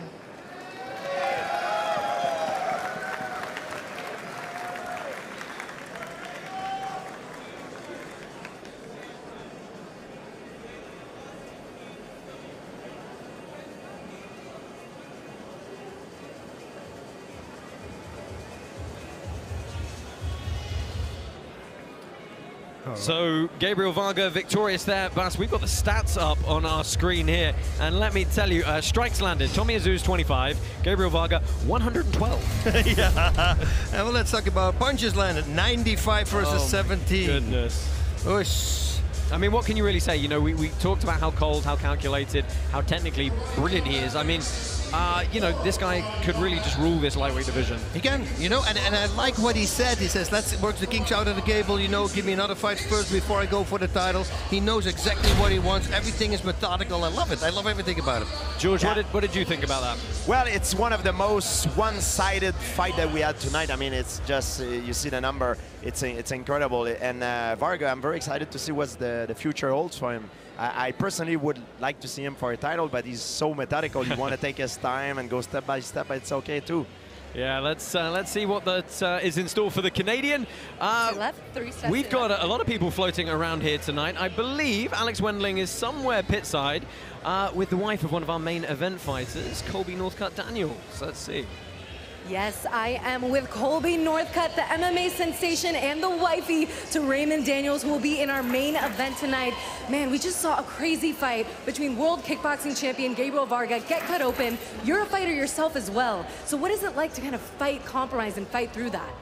I mean, luckily I've never been cut like that, but both of those fighters have a lot of heart. Gabriel's fantastic. I've been watching him for years since he was in Bellator kickboxing with my husband, so props to him for overcoming that, and way to go on the victory. That was great. 100%, and your fight background is so decorated as well. How much have you been able to help your husband and especially get shredded? He went from middleweight to welterweight, now has like a bunch of six-packs going on. Yeah, I mean, I'll take the blame for the last fight when he was a middleweight. I just had a baby, so, you know, kind of husbands, they want to eat with their wives, so I'll take the credit for that. But I'm happy that now he's actually at his real weight, welterweight, and he'll be in that weight class for the rest of his career. You won't ever see that dad bod again, I promise. And can we get a prediction on the main event tonight? I mean, I've talked about it with him. I know his game plan. He's been training extremely hard. I'm going to say a first-round knockout. You know, he's declaring that, and I think everybody will be really excited with the outcome. Well, that's the inside source right here. Colby Northcutt, thank you so much. We'll send it back to you guys. We're going to be seeing Raymond Daniels in our main event. Now, when Raymond Daniels was young and when his father finished his cigarettes, he used to throw the butt in the air and Raymond would have to kick it out of the air. It is that skill that Raymond mastered, and that was the beginnings of his really showful and colorful style. Raymond walks into the pit today calling it his vacation. He's so confident, and his training camp was so difficult that this is where he sees the joy. Guys, Josh, his confidence is just oozing out of him, isn't it? Yeah, we've spoken about it over and over again. You ask this guy a question and you get a monologue of why, you know, he's the best, he's gonna win, but he backs it up every single time. Every single time. He says, you know, you put, if you a front kick, you put it in, he says, I'm like Google. You get like 1,500 answers and I'm gonna use all of them. And he is so creative. I don't know what kind of weapon he's gonna bring into the pit tonight. I probably things that we haven't seen before. The bicycle kick, right? He was talking about the bicycle kick, which is something go pa pa pa pa pa pa. He said that we don't know what it is, with or without the sound effects. He said. I loved what he talked about fear. He says that everyone has a fear of the unknown, and when he walks into the pit for his opponent, he is the unknown, right? Oh, 100%. Yeah, absolutely. You don't know what he's going to do. You don't know what angle he's going to come at. You don't know. It's just, you don't know. You know, and we saw Aghayev a lot of times grabbing a kick. That's something you cannot do with Raymond, because once you grab, he jumps up with the other leg, he's going to kick you in the face. Let's not get ahead of ourselves. We can talk more about this later. Of course, we've got the co-main coming up very shortly indeed. Eoghan Chelmiah and Jesus Lopez. Let's preview this co-main. What a title fight this will be. Bantamweight title on the line. Eoghan Chelmiah versus Jesus Lopez. Oh! He's a super dominant champion. I'm here to take the victory, no matter who's in front of me. La bestia va por él. Oh, tough challenger. It's a little bit crazy. Yeah, he did that. Great technique, great power. This guy has it all. I'm going to go in there and just beat him on every sense of that. More power, more cardio, more machismo. He's a non-stop pressure. I've never seen anything like it. Él no ha tenido duros oponentes como los que yo he tenido. Y esta creo que va a ser su primera prueba. I'm prepared to drag him into a dogfight. Either he's gone to sleep or me. no vamos a parar hasta lograr el cinturón Golden Belt. He's going to find out how hard it is to get it. Chelmiah drops him, and that is over. Hey everyone, Boss Wooden here. Coming this January, Karate Combat will launch the Up-Only gaming app. Now in the new app, you'll be able to collect free Karate Combat tokens and then vote on your favorite fighters with those tokens. Simple, right? Now, if your fighter wins, you earn more tokens, and if they lose, not a problem at all. You lose no tokens and just try again at the next event. You can also support your favorite Karate Combat fighters by boosting their potential fight prize pools, so your favorite fighter can take home more rewards when they win. Now, more tokens means more influence over future fighter prize pools and other leagues' decisions. You got it all. And for a limited time only, receive 2 times the standard Karate bonus sign-up tokens after the initial launch when you sign up right now. So go to karate.com/airdrop or scan the QR code on your screen right now to receive twice the standard token allocation. So don't miss out. Sign up right now. There's no purchase required. Well, it is almost time for this co-main event here. Let's have a quick chat about these two gentlemen a little bit more. Jesus Lopez, a lot of support for him in Peru, but you managed to spend some time with him, showing him a few things, and you were just blown away by his ability to pick things up. Yes, you know, because I have a really weird fighting stance. It's an open stance. Not a lot of people fight like that, and I was showing him counters that I did. And everything that I did on him and showed him once, he was actually doing immediately. So I did ask him afterwards, you know, I go, did you ever watch my stuff? And he goes, are you kidding? Of course I did. I go, okay, good, because, man, I've never seen anything like it. So he's doing really well. Then again, I also worked with Chelmiah, you know, and this guy is also a freak, also coming forward the whole time. This is going to be a great fight. I really believe so. I don't think it's going to go the distance. And if it goes the distance, it might even go to a 6th round. George, let's talk about Eoghan Chelmiah very quickly. You know, we've said several times he's young, he came out of nowhere, but he handles the pressure like a much more experienced athlete. Well, for Chelmiah, it's simple. Going forward, and going forward. But when you go forward, you expose yourself to a potential counter-strike. So we need to be aware of it. Because Azouz Lopez, if you're fighting him on a good day, because in the past, he had some different level of performances, but if you fight him on a good day, and as he is now, it could be very dangerous. Yeah, well, we've got a lot of fight footage of these two guys. Both of them have 4 appearances each in the pit. Of course, no better man to break down that fight footage than Robin Black. Robin, what do you think? Guys, we have had a wonderful night of martial artistry. We've seen the essence of karate, equal parts elegance and vulgarity. And we still have our title doubleheader, and it is with great privilege and pleasure that I tee up for you this bantamweight title fight. If we look at the footage between Eoghan Chelmiah and Jesus Lopez, we see 2 very, very different martial artists. Jesus Lopez is an aggressive fighter. He's moving forward, he's attacking. And Eoghan Chelmiah, very open, very fluid, improvising in real time. And between the 2 of them, we get a very, very spectacular fight. Look at this moment here with Lopez. Watch. He catches, and just as the other punch is coming, he uses the leverage from it to drive his right knuckles, bink, right to the temple. He has landed 2 of the very nicest knockouts that we have seen in karate combat, in martial arts, and he's a dangerous man. But this kid has been changing, constantly growing and evolving. He puts together his weaponry so elegantly. Look, the low hand here invites, but also bink, comes from beneath the peripheral there, touching the toes to the forehead. He puts together all of the skills of the Japanese martial arts here with the throw. So many skills. See defensively here, goaltending with the defense, kicking up and over. He puts it together so well. And when he's in flow, look, bink, lands with the left here, and then the right, and then the left. Watch, they all make contact. In the moment, he sees everything, and his mind allows himself to flow through it. Every one of these lands. When he is on, and he is the champion of the world in karate combat at bantamweight. These 2 guys will meet in this pit, and it will be for the bantamweight title of the world. 2 very, very different martial artists, but one spectacular fight. And man, are you guys ready for the co-main event? I said, are you ready for Eoghan Chelmiah versus Jesus Lopez. Give me the head-to-head.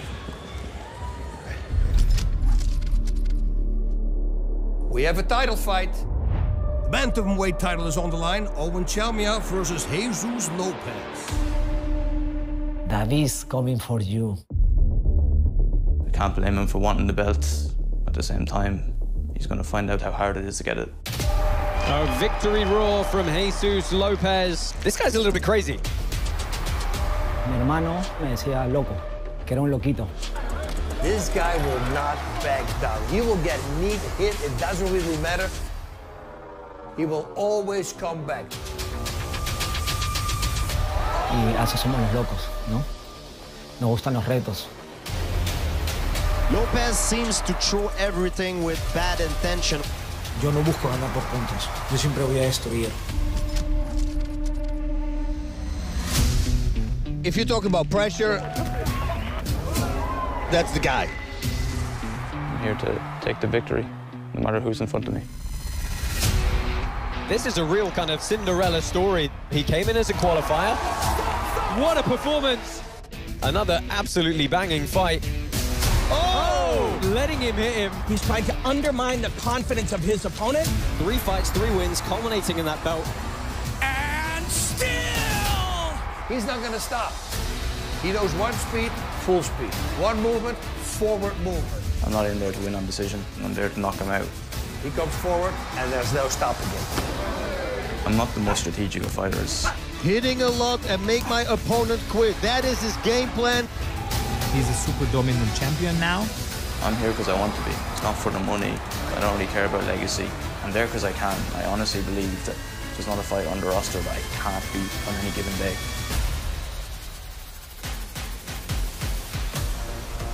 He querido esta oportunidad desde mucho antes. Dudo mucho que Chelmiah tenga una posibilidad de ganarme. Time is more on my side. He's getting older. Discipline might be an issue. We've seen him missing weight. Yo siempre estoy activo. Lo he demostrado en este último evento que me avisaron una semana antes. He does tend to get tired. I'll exploit that in there and knock him out. Él está hablando por hablar. No tiene el poder para noquearme. I'm a better fighter. I hit harder. I hit more often. I'm more accurate. I have more than enough power to knock him out. Either he's going to sleep or me. Él lo dijo. Él sabe que va a perder por nocaut. Si él quiere ganarme, va a tener que matarme. That's what I plan on doing. Not leaving it in the judge's hands. Then knocking out that cringy old fool.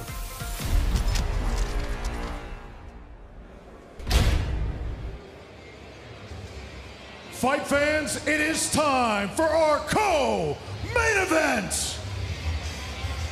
This bout is for the Karate Combat Bantamweight Championship, a bout that could go as long as 5 rounds.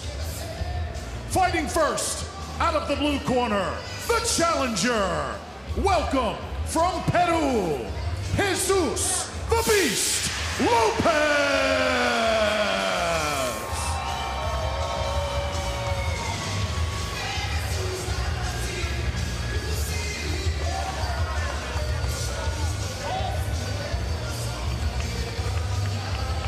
So Jesus Lopez makes his way to the pit. He is your challenger here tonight. Said he was extremely happy to have this opportunity.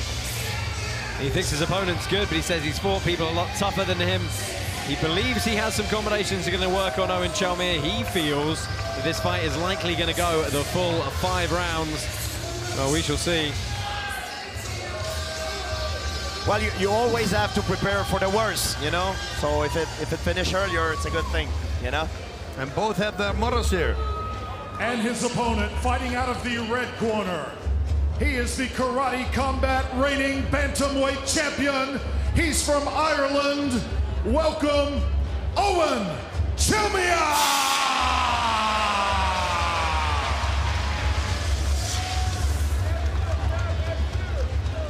This is your bantamweight champion, 26 years old, hailing from Ireland, originally a Waduriu proponent, but very much a more well-rounded striker now.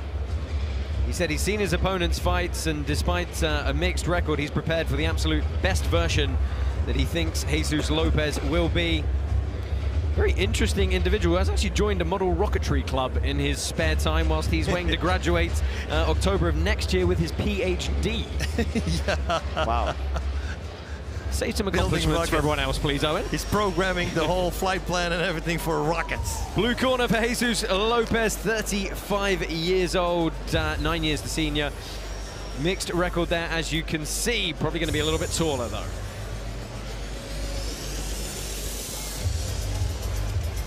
There you go, 2 inches shorter is your champion, but as we kind of said, he just comes forward and really makes up for it. A lot of damage, incredibly durable. We've seen him take some shots and just keep coming forward. All right, fighters, it is now time to enter the pit.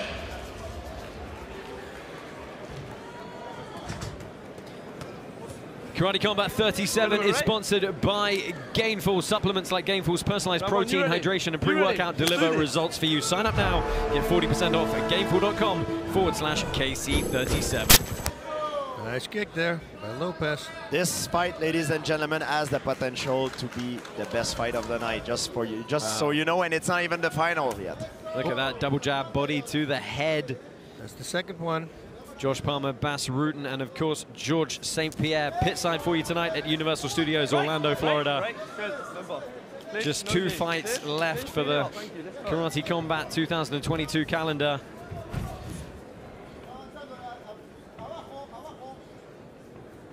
Chelmiah with the center of the pit. Close stance. Oh, Azouz is working on those left leg kick very well. You got 3 good leg kicks so far. Ooh, big nice right from Lopez. Yeah, we've seen Chelmiah take a lot of shots and very rarely get wobbled. We have seen it though. Remember, no clinching strike. Take no knee when you're clinching. Let's go.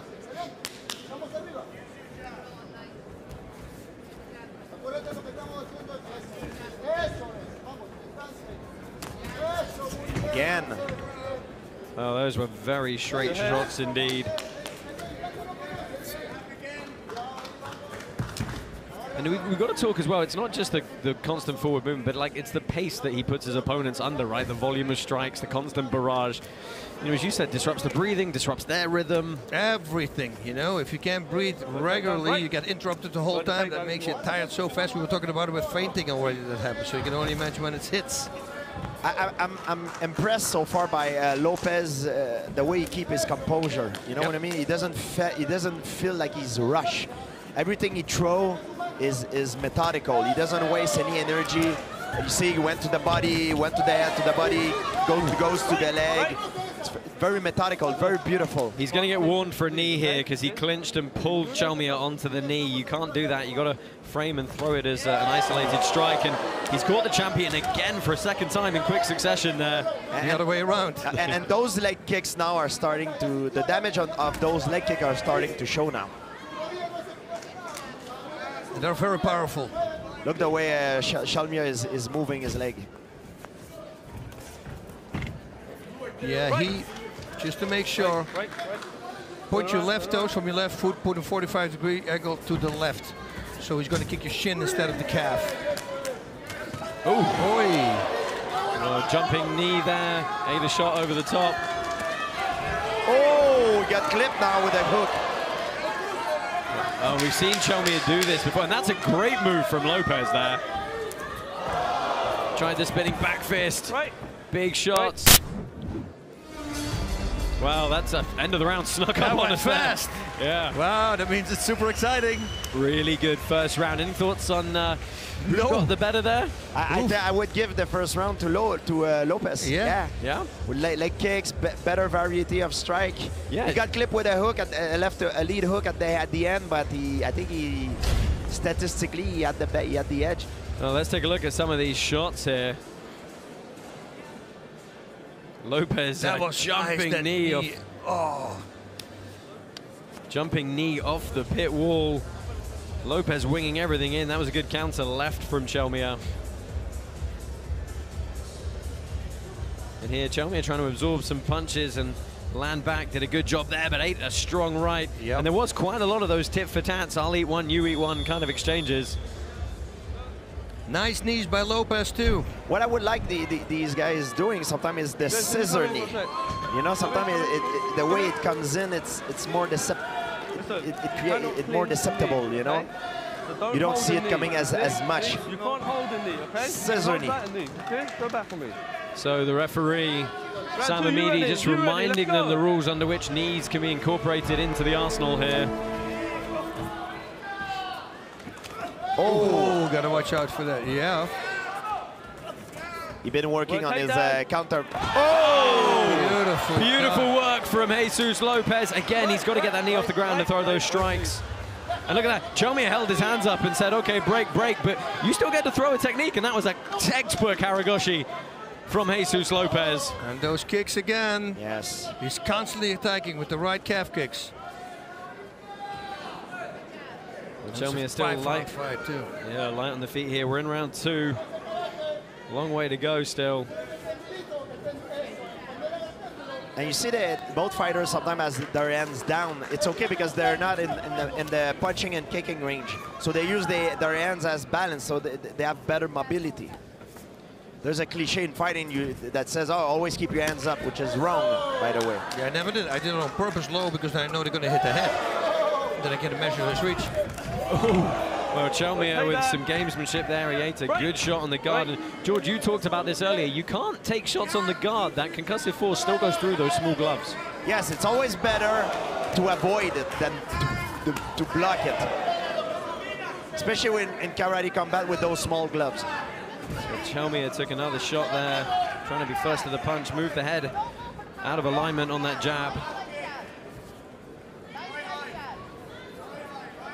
Now they're open stance. Oh, he goes for that kick. This is a dangerous kick. Very nice knee too, again. Shin against shin. Everyone, I won't think. Right. No, you see Lopez thinking about it again. Wow. Beautiful. Yeah, lovely, Harai. Full break already. Yeah, I've pulled it already. Good, that's fine. Well, Chelmiah, I think, getting a little bit fired up here. Got to be careful, though. He's not too predictable with the forward motion.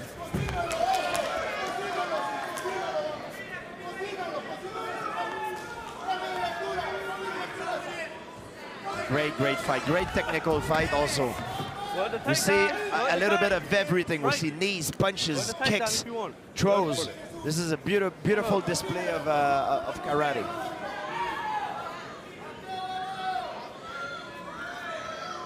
Now you see Lopez is tempting his opponent to throw something, but that means because he leans forward, that means he want to go in with a counter attack.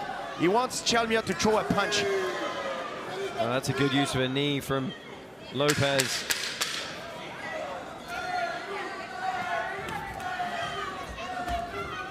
Oh, this is going to be tough rounds to score. Movement for Lopez to move out of the corner, right? Yeah. That was nice. Circle around. Wow. Guys, I was not expecting that much of a high-level performance by Lopez so far. He really stepped up his game. Well, we said it, right? You know, if he's on and he's on, it's his day. He can match anybody. Tonight he's really on, really on. And he said it before. He said, "I'm at my best tonight." You know, it's true. It's the best version that we ever seen so far. His performance is fantastic. Boom! Look at that knee, man.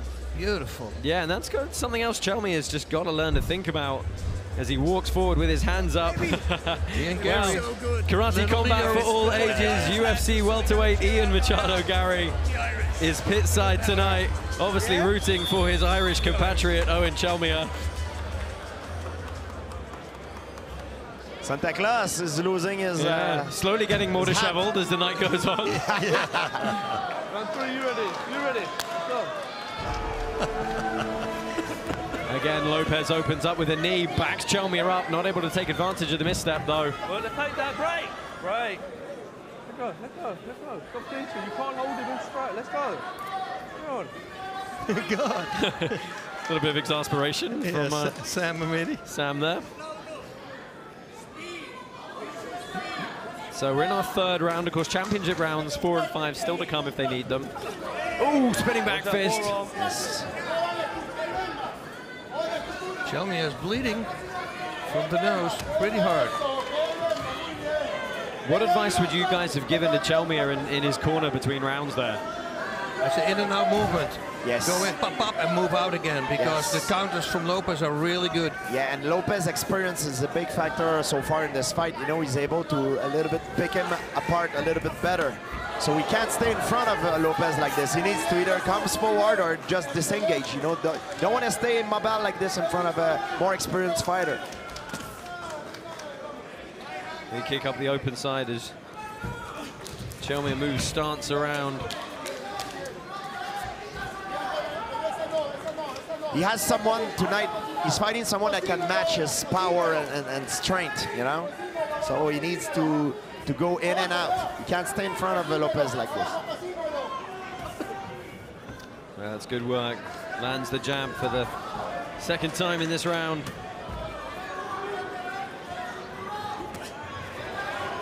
That's very nice. The jab and then a right overhand. Yes. Behind the defense. That was nice. Throw a jab as a distraction, then he went on with the overhand that land on the side. It was beautiful. And he immediately after that, he moved out of range. Take that. Right. Yep. Oh, let go, let go, let go, let go. Where to take that, gentlemen? Oh, body shot. Ooh. Oh, again, nice knee from Lopez. Still a minute left in this third round. The pace has been ferocious from these two so far. Wow. Conditioning need to be absolute peak. Lopez's counters are great. Yeah, it really shows that he was. It was part of his strategy. I'm sure he was like planning his strategy on fighting off, countering Chelmiah. Yeah, you know, interestingly, he wouldn't actually tell us. He said, "I think I've got combinations that are going to work against Chelmiah, but you have to wait and see what they are." When you throw first, sometimes it's very short combos. Like it's either a leg kick or a jab. Oh, that's a hard kick too. Perfect. Oof. Just threw the tempo off with the extra step in. He's ahead. Championship rounds now. Yeah, I think Jesus Lopez probably getting the best of our champion through these opening 3 rounds, but this is where it's got to be made to pay. Oof. Now we're gonna see what they are mentally made of, you know what I mean? Replays coming in, good jab from Chelmiah there. That landed at least 2 or 3 times during the round. There's the jab at the overhand, maybe? No. So 8-1 straight back, and this was the end. Lovely sweep. Coach, tell him no elbow, okay? No elbow.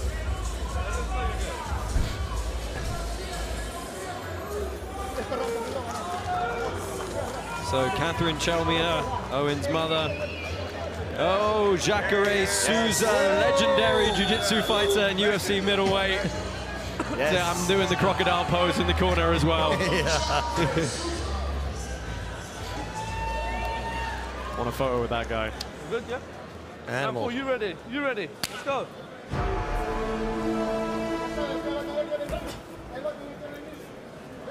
So 4th round underway, championship rounds here. Jesus Lopez in the white, Owen Chelmiah in the black pants.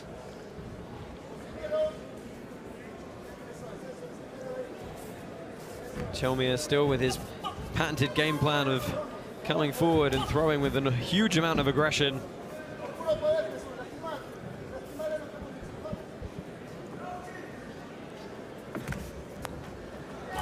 You guys think just more of the same from Lopez? What does he need to change up, if anything? Well, you don't really change a good formula, you know? Yep. It works very well so far.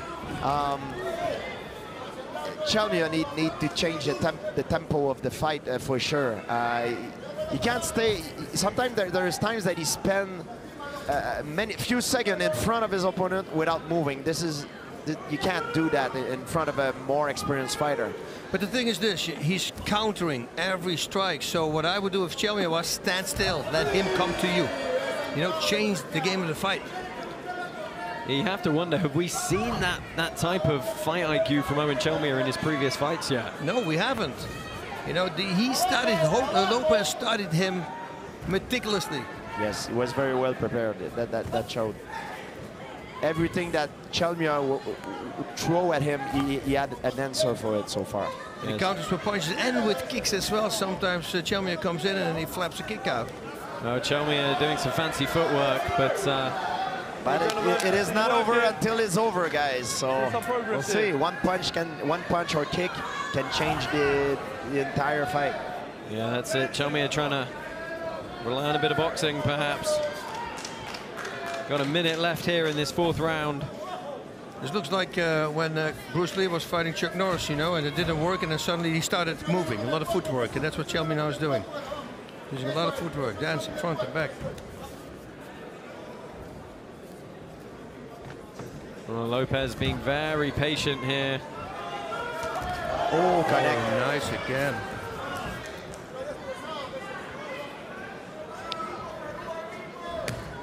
Oh, shin on shin, you heard that. Oh, nice. Good high kick, and immediately Chelmiah feels the need to come forward, trying to switch step into that kick. But Lopez has got his number right now. Final 30 seconds of round 4. See you working, gentlemen. She's waiting now, because everything he throws, well, Lopez is countering. Lopez is baiting him in here. One of them's got to do something. Oh, and that's great work from Chelmiah. Well, closing seconds here, and Lopez just pushing him off, lands a jumping knee right at the buzzer. Wow, what a fight, what a fight. It's a really great fight. Oh, hey, Mama Lopez in the crowd tonight, supporting her son here. He's putting on a heck of a performance so far. He said he felt it would go 5 rounds. It is going to indeed do that. Replays coming up, gents. Talk us through it. Boom! Look at that. Whoa, hard shot. And again, on the counter, constantly.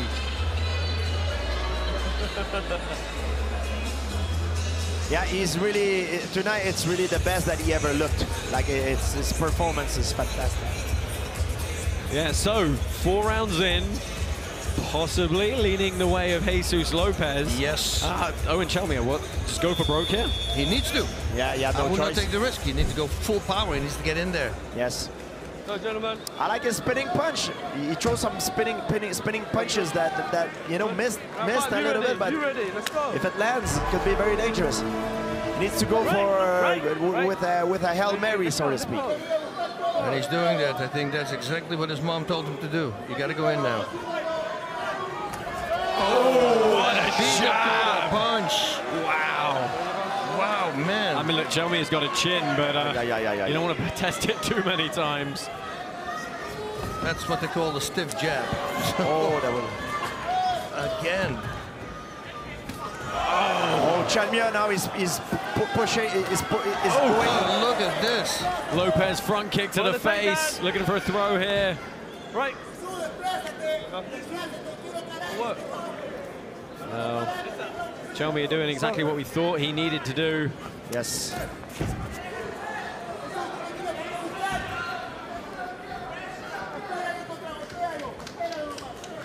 Lopez measuring. I believe also that Chelmiah need to go third. We talked about it earlier tonight. Like he make it in a way that Lopez throw his counter strike and then go third, go over the Lopez strike. But you need to fake to do that. Because he clearly when he tried to go first, he fails so far every time.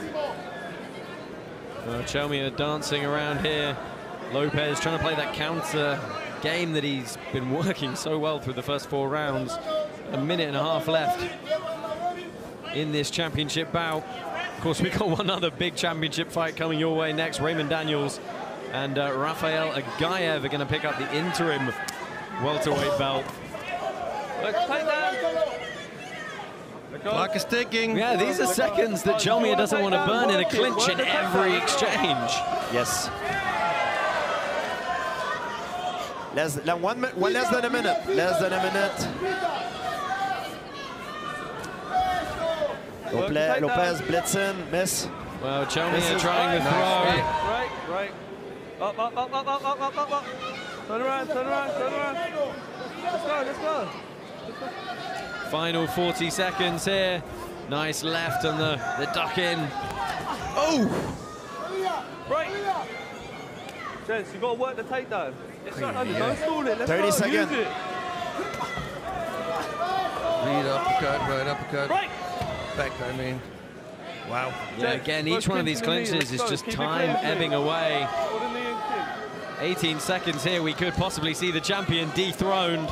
Handed his first loss in the Karate Combat pit. Work the takedown. Right. 5 seconds. Maybe one more opportunity. Let's go, let's go. And this is the end of the bout. Wow. Well, both of them think they've done enough. Hands in the air. Wow, beautiful fight. Yeah, we knew this would be a lot of fun. It certainly was. Wow. We saw everything in this fight. We saw the punches, kicks, knees, yes, throws, you know. We saw everything. And let's talk about that front kick to the face that happened at one point here. Boom. He beat him to the punch there, right? That was so beautifully timed.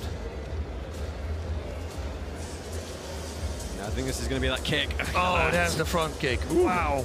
Beautiful performance. His timing tonight was just to another level. There we have his mother. Yeah, Mama Lopez, she probably thinks her son's done enough. I think general consensus up here, we possibly do as well. Okay. So no 6 rounding. We have got a decision. Fight's finished, guys. We've got a decision. Fight's finished. We've got a decision. Finished. We've got a decision.